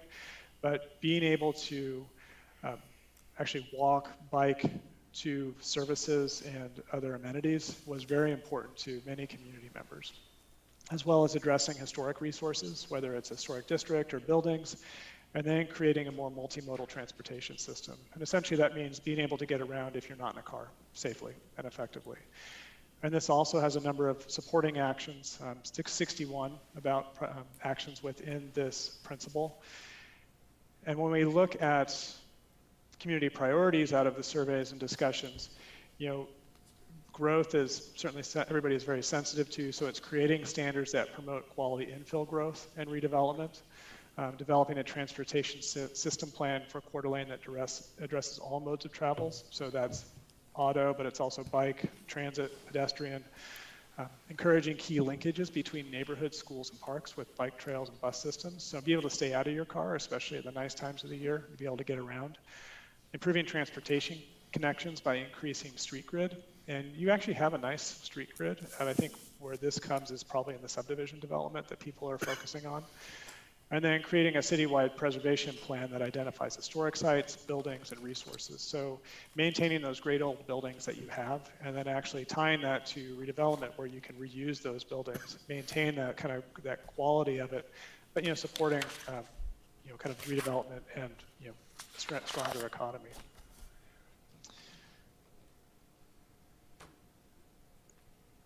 A couple others, health and safety, that's another principle. Major topic areas within this was really expanding health and mental services for the youth and elderly, increasing access to crisis services, supporting services that help reduce the homeless population. And this is a slightly smaller section, there's about 20 actions.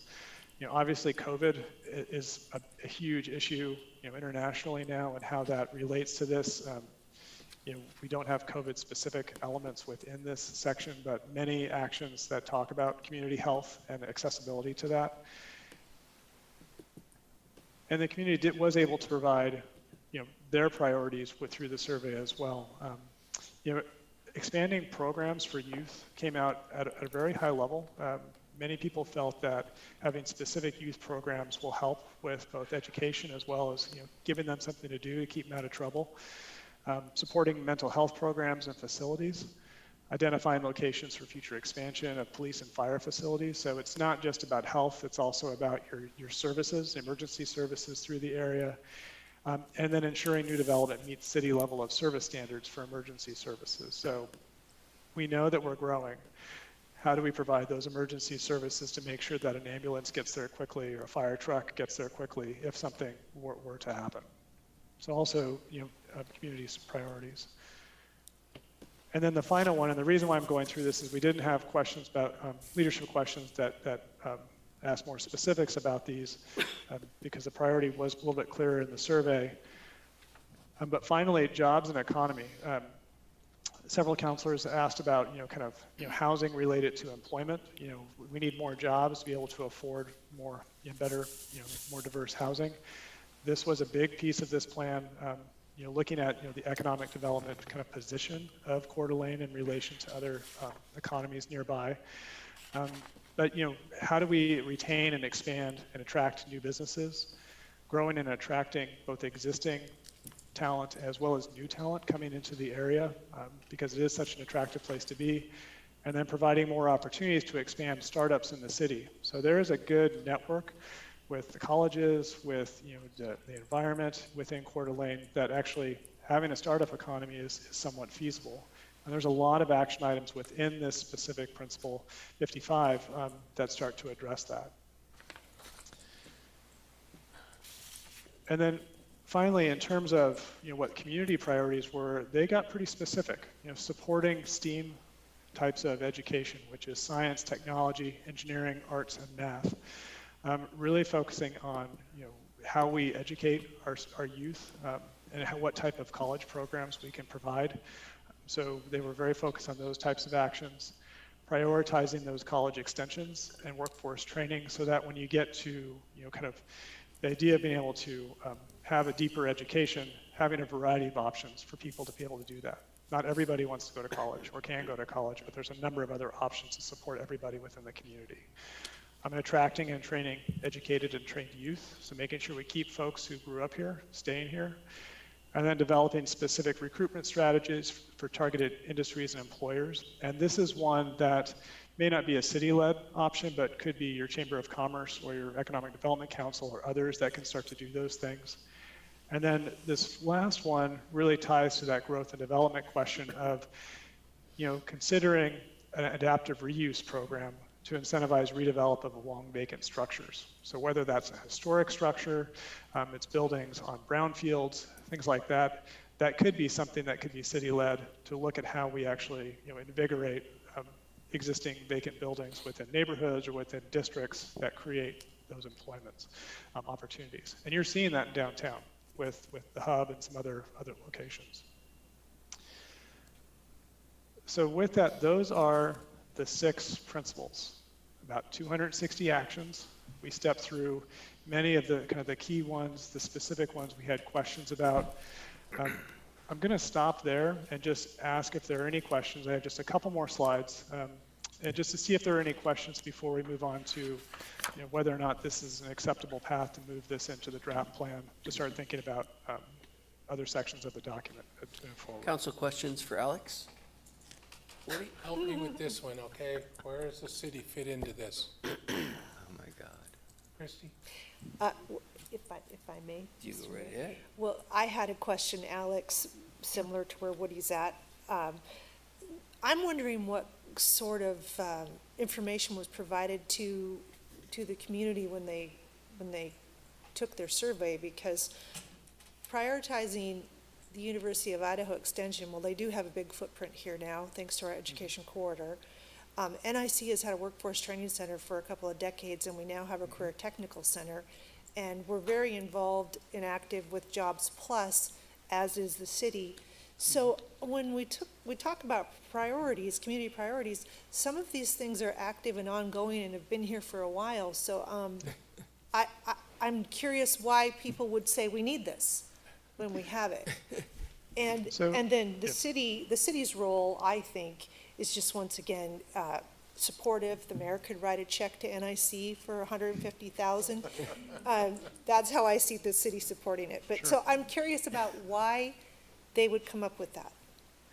So stepping back, specifically for jobs and economy, many of these actions were developed through initial community input over a year ago, and they've continued to morph through focus groups that were developed for each of these kind of principal areas. There was a number of existing actions that CDA 2030 had as a part of its implementation plan that were incorporated into this, as well as many things that were within your existing comprehensive plan that were identified.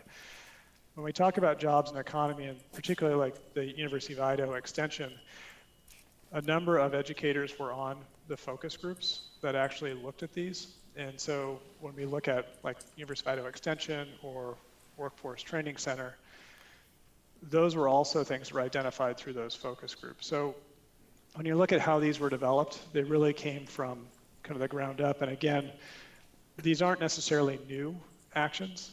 It's that some of them may want to be bolstered in the future. People want to make sure that it's a part of a document, that you make sure that it keeps it front and center. And it doesn't mean, again, that, yeah, the city, you're absolutely right, the city isn't going to be leading all of this, but if the University of Idaho comes to the city and says, we want to, kind of bolster our extension service, this is actually within the plan, and you say, yeah, we could support something like that, and then the details get worked out through that action.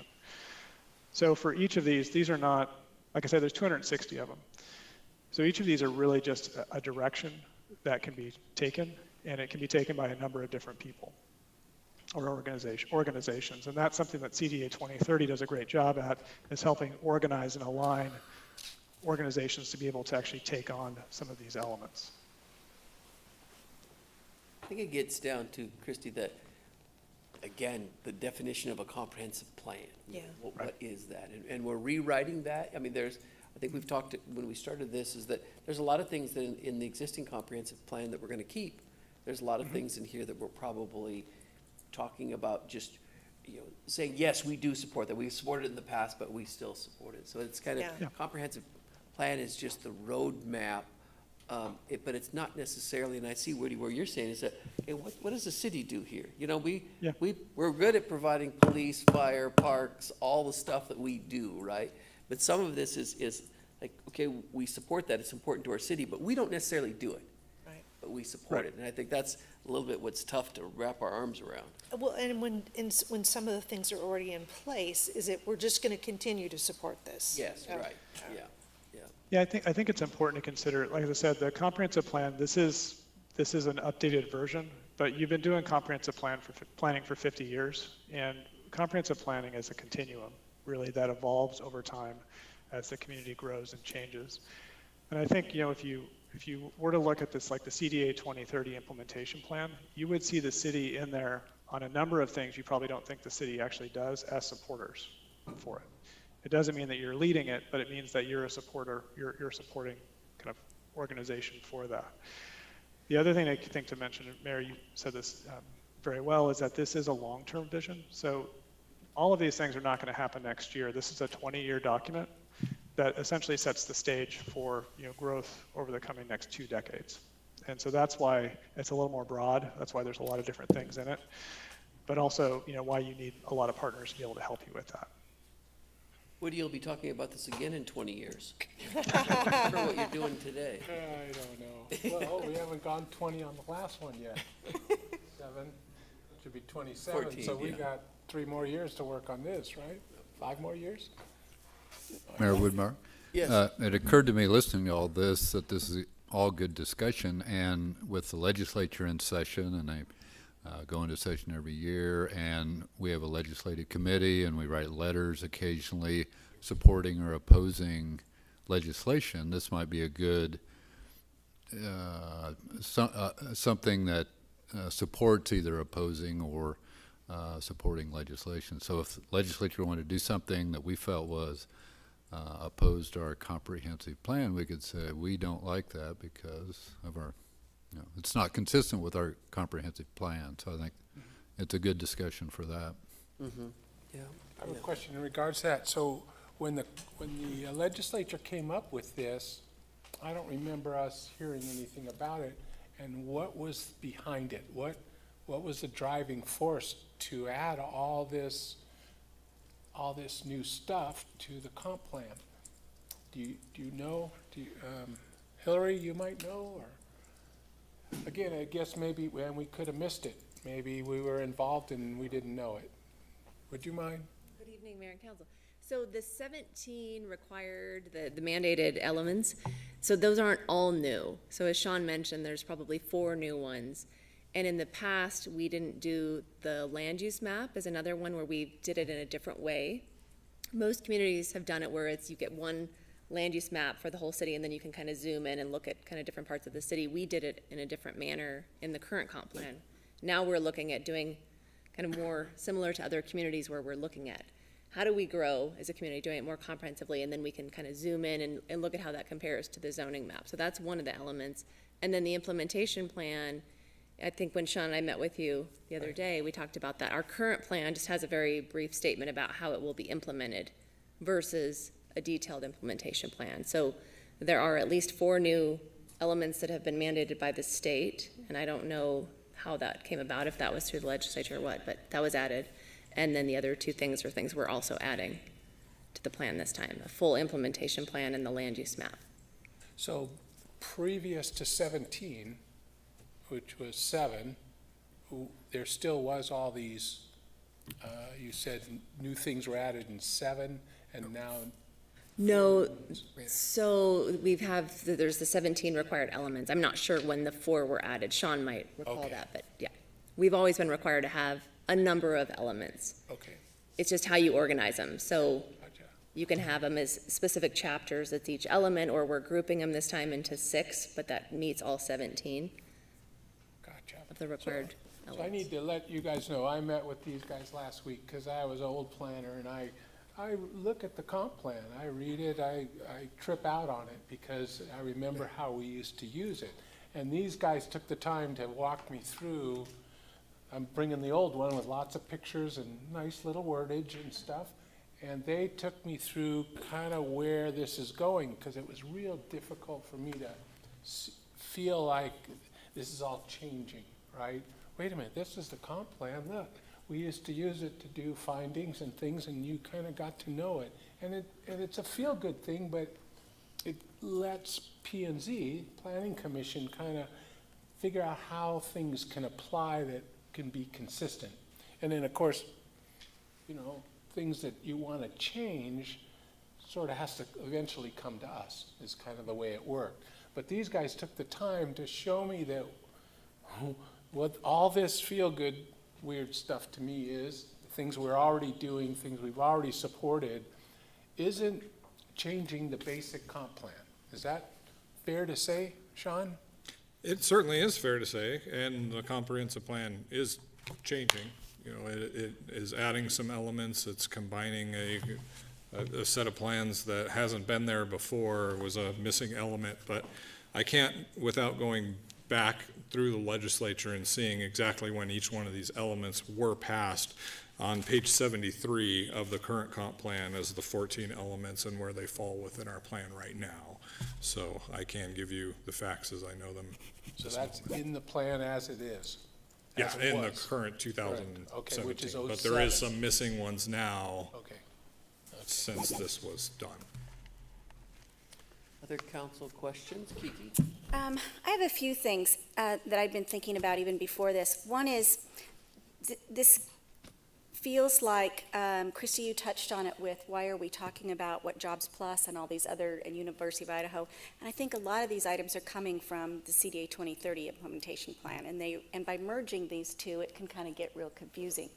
So one of my questions was, I don't know what's going to happen in the next 20 years. One of you might have a crystal ball, but this CDA 2030 isn't really an entity of the city of Coeur d'Alene's in any way. So hypothetically speaking, if CDA 2030 took a different direction, is our comp plan in its elements severable from what CDA 2030's plan is? And does that fall, are we in compliant with the statutes by putting another organization's elements into our plan, and what happens if they had to be taken out? So, and I don't know what would constitute that, but I know that there's a lot of people who, and I'll give you the example, I had a long discussion with a person who said, why doesn't the comp plan address management or limitation on growth? All it does is say, we're growing, how do we keep throwing stuff at it? Why doesn't the comp plan say, you know, in certain areas we don't want this area to grow that way? And how does that work? And I had some basic answers. You know, historic preservation does some of that, and infill housing takes a different look at that. So it's being looked at from all elements. But I guess my thought was to clarify, if the direction of the CDA 2030 plan goes a different way, are future councils in jeopardy of not being able to have an accurate comp plan in place? So I can start, and then maybe Nicole might be able to answer more. So in terms of the comprehensive plan, there is a state requirement that you have an implementation plan as a part of that. And so the way this is structured with Appendix A essentially being your implementation plan, that incorporates all of the information gathered through the public, as well as the CDA 2030 implementation strategies and the older comprehensive plan strategies that are still relevant to move forward. So if, hypothetically, if CDA 2030 were to not be a part of the comprehensive plan process, you would still have that implementation plan as a part of the comprehensive plan. You would lose the ability to essentially track that, which is what CDA 2030 is doing, is they're tracking that annually to check to make sure that priority actions are actually occurring. And if they're not, identifying why. So your comprehensive plan stays, your implementation plan stays. The benefit of CDA 2030 is the partnerships with the community and to be able to kind of track and follow through with those implementation strategies, particularly the ones that the city would not be leading, that they would be in support or that others are doing entirely. Mr. Mayor, Nicole, did I miss anything there? Or? I have a question for Nicole. So Mr. Dupy just said that that CDA 2030 was tracking all this stuff annually. I assume you're doing that with your current plan. So when was the last report you made to council telling us about your annual tracking? Well, I would have to go back and look at my presentation list, but we try on an annual basis to come to council. Last year was a little bit crazy, as we all know, so we met individually with some council members and offered the option to others to report back to them last year. However, we are hoping in this year that we'll have an opportunity early spring to talk to you all about our progress and tracking, although it's very much tied to Envision Coeur d'Alene at this point. Thank you. Kiki, if I was to add too, when we talk about 2030 being a part of this plan, this is, and again, we talked about this at the very beginning, this is a City of Coeur d'Alene approved comprehensive plan. We can pick and choose whatever elements we want in it. But at the end of the day, when council votes on the comprehensive plan, it is the City of Coeur d'Alene's comprehensive plan that's going to use elements that have been suggested by 2030 through some of their research. So that's kind of the way I see it, is it's the city's plan.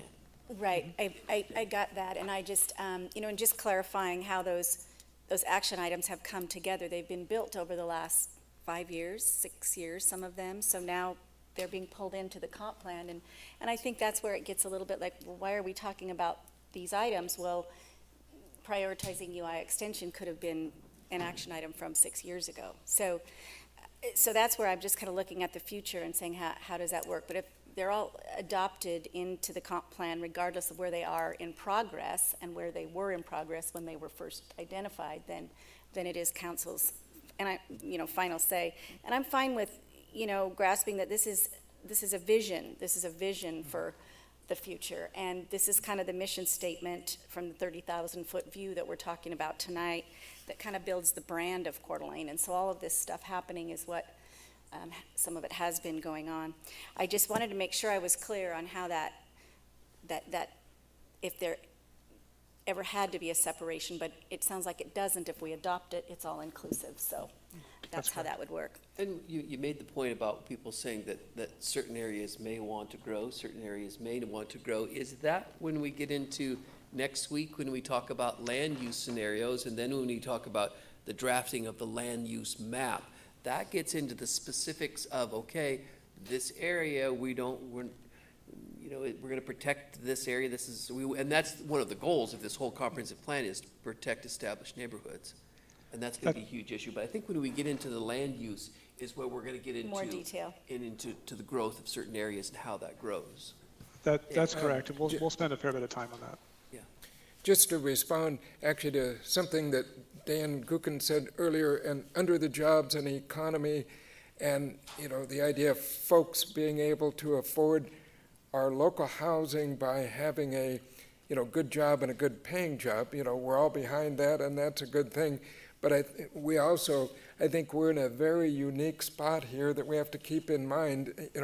Kootenai County and Coeur d'Alene has one of the highest influx of senior citizens, and in our case, very affluent senior citizens who have lots of money, they have lots of income, and frankly, they don't need to care about, if the jobs pay a lot because they're fine. And a lot of that is then, kind of artificially driving up the housing prices for all of us. And, that's not a bad thing, but I think it's just something that we have to recognize, that in terms of just thinking, oh, well, if we get those, $15 an hour jobs or something, they can all afford to go, rent an apartment or house. I mean, we're going to have some more unique challenges, so. That's correct, thank you. Thank you, So Mr. I do want to recognize time, Mayor. I'm happy to stay as long as needed, but this was our last slide for this. Be happy to answer any other questions. I think, to kind of reiterate, from the direction tonight is, again, we're not asking to adopt this. We're just asking to, take your input, be able to incorporate it and move this into the draft document so we can start talking about land use next week. And then bring this back to you refined in a draft plan where you see all the elements together. So I think I just want to make sure the city council is comfortable with that. If there's any additional questions, and again, happy to talk about this as long as needed this evening. So. Dan, did you have something you might add there? Oh, just what Dan was saying about, the whole affordable housing and jobs thing, intertwined. You got two things that are working well together, or not well together here. We do have a tool here available to us to bring jobs into the area, and a tool that's been used elsewhere in Idaho to bring in lots of high-paying, quality, career-level jobs. But we don't use it that way, and that tool is urban renewal. I've argued for a long time that we could use urban renewal to create the Coeur d'Alene Job Corps and do exactly what other cities are doing in attracting jobs, but we seem to have a different direction on council with regards to that. So I would offer to council that you do have a tool here that we could use. We just choose not to. I would respond to that, Dan. I wasn't on the council, but I came and I testified to this council supporting the health corridor for the very reason that the local colleges provide that sort of training and career opportunity that brings those the jobs that hopefully that health district will bring to this community. So I think this council's done some of those things that you're talking about. Can we do more? I'd be interested in hearing your ideas. Sure. So, thank you. So with regards to the health corridor, let's let them do a report and measure their success. Show us where those jobs came from. Should be easy if it was successful as they wanted it to be. But I look at something like Twin Falls, where they brought in Chobani and Cliff Bar and are providing jobs in that respect. That's actually measurable success. I mean, it just seems to me that we take the focus of that and we put it elsewhere, which seems kind of disingenuous when we talk about jobs and we have the tool to bring in the jobs, but we build parks. Okay. So we want to, again, as Alex said, is that they're looking just for some direction, no specifics, but if a lot of the things that we heard tonight, we nodded our head to and we were in agreement of moving forward. We may not necessarily agree with every point, but we're going to have another bite at the apple down the road if we wanted to kick something out that we didn't necessarily care for. But I think in Sean and Hillary and Nicole, you can just nod your head. You're just looking for some general direction that, okay, we're headed down somewhat of the right path, but we're going to talk about this again. That's kind of the decision. So if someone would choose to or like to make a motion, or we could stay for as long as you'd like. I'm open. Christie? Is that an action item or to adjourn? There's an action, there's a motion though that could be taken. Oh, I have to find it. I'm sorry. I'm ready. Oh, you can. Okay. I'd like to make a motion to direct staff to incorporate internal survey results into the policy framework into the draft plan. Second. Motion and a second. Further discussion. Dan? No, let Woody go first. Oh, Woody. Thank you. Well, Mr. so Mayor. I spent last week going through all these little things and little question marks and parts and pieces and what what the city, what influences the city had and what we didn't, and I got a little better feeling on it. But we didn't do that tonight. We didn't go through this worksheet and touch on every C1.3.2. I thought that was our job, to get them to say, nah, this goes out, take this out. This feels good, make it sound like this. That's not what we did. I thought that's what we were doing. So I was misled or misunderstood, which is pretty close to the same thing for me. But I'm just sort of disappointed. He led us down the trail and not much discussion. So it sounds like everybody's good with it.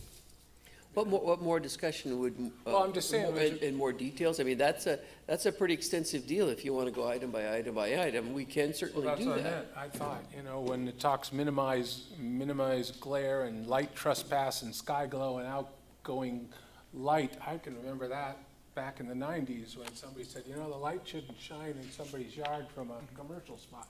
And again, these are all feel-good things. They're all good, but we're going to include them all. Don't have to. The impression. Don't have to. We could toss them, whatever you'd like to toss out, we can Well, toss again, out. we didn't go through them discussing it, having that, so After Dan, if I could go. See, we'll go to Kiki. I just feel like that it says that we're incorporating this into a draft plan. So I fully intend myself to go through each one of those items and see if there are things that I think are really objectionable and have that list done after we get through the land use portion. Because that's still part of the draft, right? So That's correct. when we get through, in my view, that was my plan, is to say, they're giving us an overview to say, are we on the right track? Should we keep working and move forward? And I'm saying, yes, you should keep working and move forward. And then our next workshop will go through the land use items. And at that point, I already have some of those items too that I say, I think these need to be removed from the comp plan. They're too specific, they're just too detailed, those types of things. But I think I'm hoping we'll have a chance to discuss that after we're done with the land use portion. in regards to Hillary, in regards to, the next step, it gets into people's property. It's a whole different game than this, is that correct? That's how. Land use. Land use, so I'm gonna tell this guy that's got a C-17 that, no, we don't want C-17 there, we want something else. That feels awkward to me at this point, I don't quite get that. How are we gonna say, well, it's been this way, but we wanna change it because, right? It would have to be a good because. Oh, I'm sure. And Sean, maybe talk about, and just briefly talk about sorry. the next step, which is land use. How much, obviously there's detail in land use, right?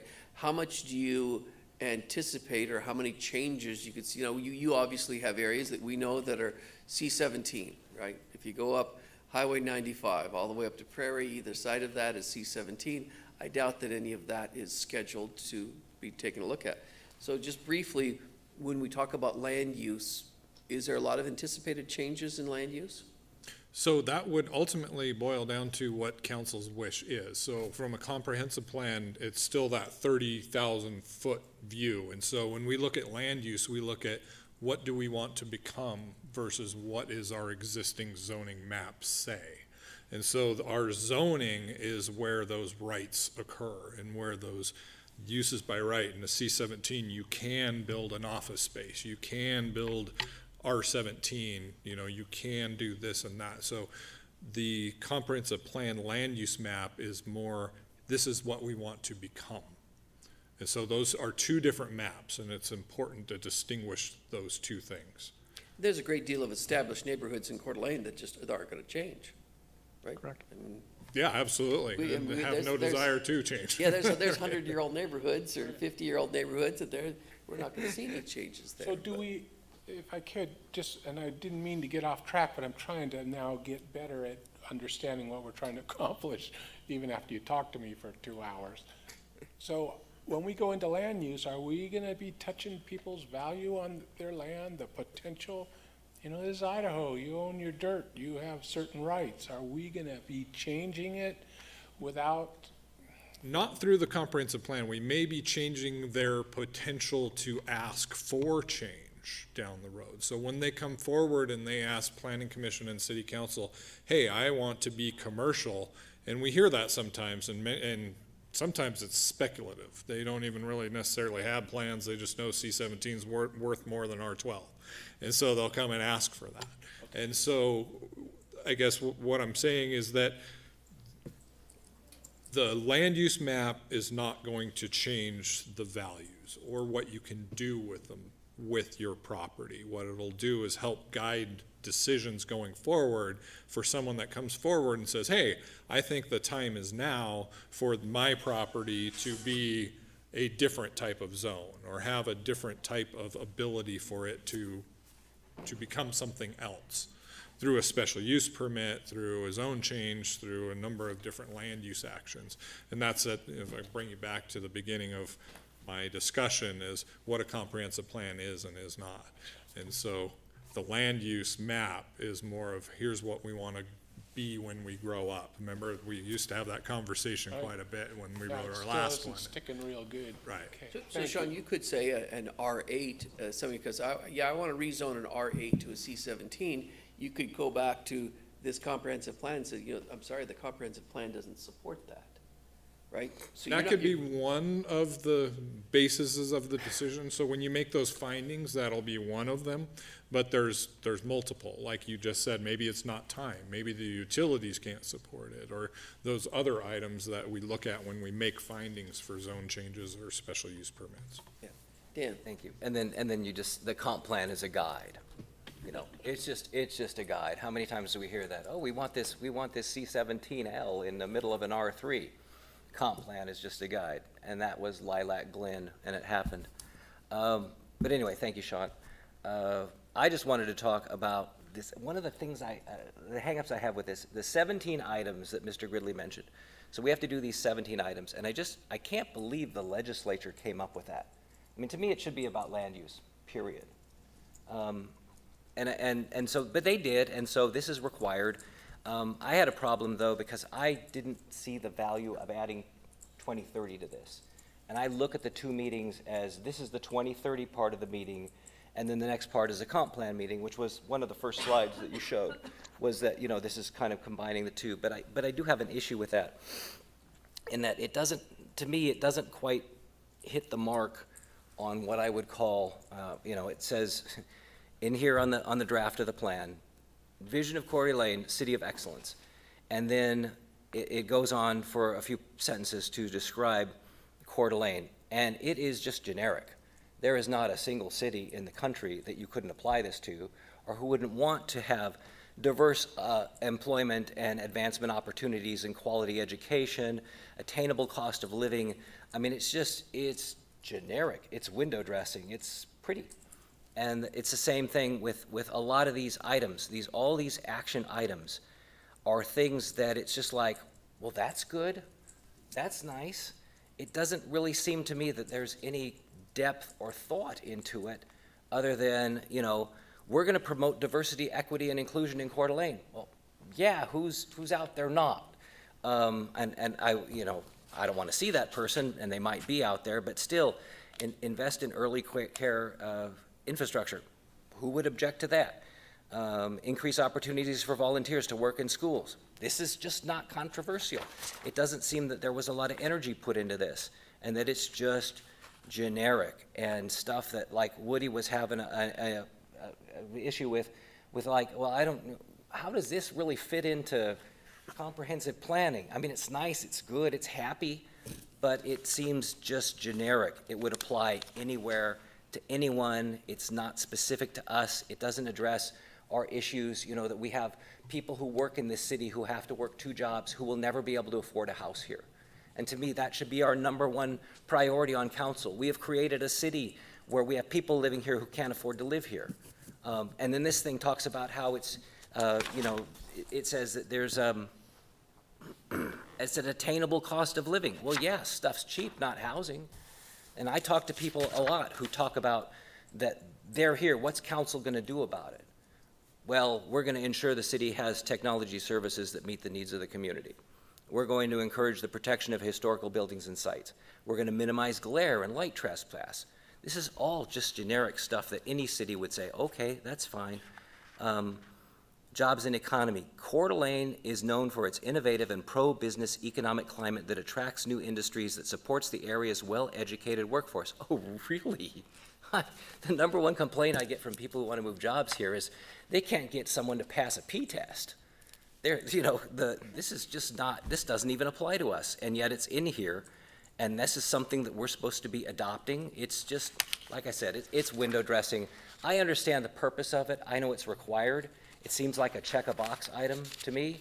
I just wish that there was a little bit more thought and presentation done in here into actually what I see out there that's going on, as opposed to the happy talk. Okay, so two things. One, it's an aspirational document, so it's what we want to be in 20 years, and so some of that language is aspirational in nature.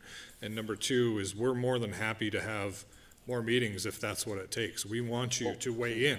We've asked, I've sent emails out saying, hey, please send me an email back with your questions, and I have not heard from anyone except for Woody. And so I implore all of you, please do come forward and help us. This is our plan. This is the next 20 years of Coeur d'Alene. So I am happy to help.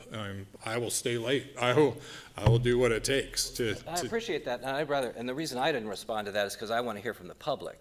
I mean, that's who I represent, and that's what I want to hear, and I could go ahead and pontificate what I want, but, I want to hear from more than 16 people. I want to hear from a vast majority. I know it takes a lot of work to get that. Counselor, I'm just going to interrupt. Most of those actions are from the community, starting with the public kickoff in September. There are some carryover actions that were part of the comprehensive plan or the CDA 2030 implementation plan. Those were also developed with community input. So when we look at the thousands of touch points that have gone into each of those actions, this is not a survey developed from 16 responses from Planning Commission, City Council, and CDA 2030. These are specific actions that the community said were important to them. Our job as a part to develop this plan is to develop a prioritized document that helps begin to implement those. And they are aspirational in many cases, and some of them are maybe more general than you would like to see, but they are often places to start that people think are important for them to move forward. And so certainly we will continue to work on this document. Again, the goal of tonight is to provide you an update and to help step through many of these actions to tell you what the community has told us is important to them. But we do acknowledge that this document is not perfect right now, and that we fully expect, as Woody said before, he's been marking through to see which ones apply or don't apply. We fully expect to come back and get into those specifics as a part of the draft plan for which actions are relevant or need to change or be removed. But we need to be able to have talked with you about this to show you kind of what's within that document and what the community has told us should be in this document. Thank you. And I understand the whole thing about aspirational, but minus any teeth or motivation, we can all have aspirations to do all kinds of things. That's where a comprehensive plan that is that 30,000, it's not an ordinance. What it does is it helps you guide to create the ordinance that does have those teeth. And so you have to set forward what you are trying to create, what's coming down the pike. Okay, we think that these elements of our society need some broader or closer look. And inside of those actions are where that direction comes from to create an ordinance. I just would appreciate from where I sit that the actions, the items that are listed here would be a little bit more specific and a little bit more to us. And at that point, I thought aspiration helped me get over the hump. Oh, okay, a light just came on, aspiration. Yeah, this all feels good. This is all good stuff. And it didn't come from just the 16 of us. It came from 1,600 people that you interviewed and filled out surveys and stuff. So that helps me. And I didn't mean to go down the tube or anything, but it's hard to grasp some of this new stuff with an old guy. There's a lot in there, for sure. So we do have a motion, and we're discussing that. And Christie, you would like to have some further discussion? Just very quickly, very brief. Well, Dan, you've identified that it's required by the legislature, so it is what it is. And I don't think that we can say we have to have all the finite details. We're going to develop those details over time. So I'm fine with the direction we're going. Also then, Woody, you said that we didn't really talk about anything, but we did. We talked about housing, we talked about equity, we talked about education, we talked about lake management, growth, and we did do everything that they asked us to do. So I am comfortable saying, go forward, keep on this path, and we'll come back and tailor it as we need to. But I don't find any reason to stall it, I guess is where I'm at. Why wouldn't we just say, keep going so that we can finish this thing? And Sean, I was just gonna, just real quick, in the last comprehensive plan, how much did they talk about lake management? Is this lake management, because that is such a critical issue that's gonna come up over just the next few years. That, and so I'm glad, if one thing came out of this, affordable housing is key, but lake management is just critical. And so I'm very happy that this has been brought to the front. Yes, the last plan that we had was very lean, almost non-existent. So there was some language in there of protect our shorelines, and so it was more city-based. You know, what can we do as a city to try and protect the lake? And this is more aspirational. It's a broader, bring all of these groups together to say, hey, what can we do as a group to get something done to So keep this our lake comprehensive plan emphasizes more the importance of lake management, much more, which is very, very important. and includes the tribe, and yeah, so. Yeah. Any further discussion on anything? So we have a motion and a second. No, if there's no further discussion, roll call, please. Renata, are you over there? I'm still here. There you are, okay. Renata, go. Okay, Miller, Aye. McEvers, Yes. Kukin, No. English, Yes. Wood, Yes. Evans. Yes. Motion carried. Move to adjourn. Second. Motion and second to adjourn. All those in favor? Aye. Motion carried. Thank you, everyone, for being here. Thank you. We'll see you next week.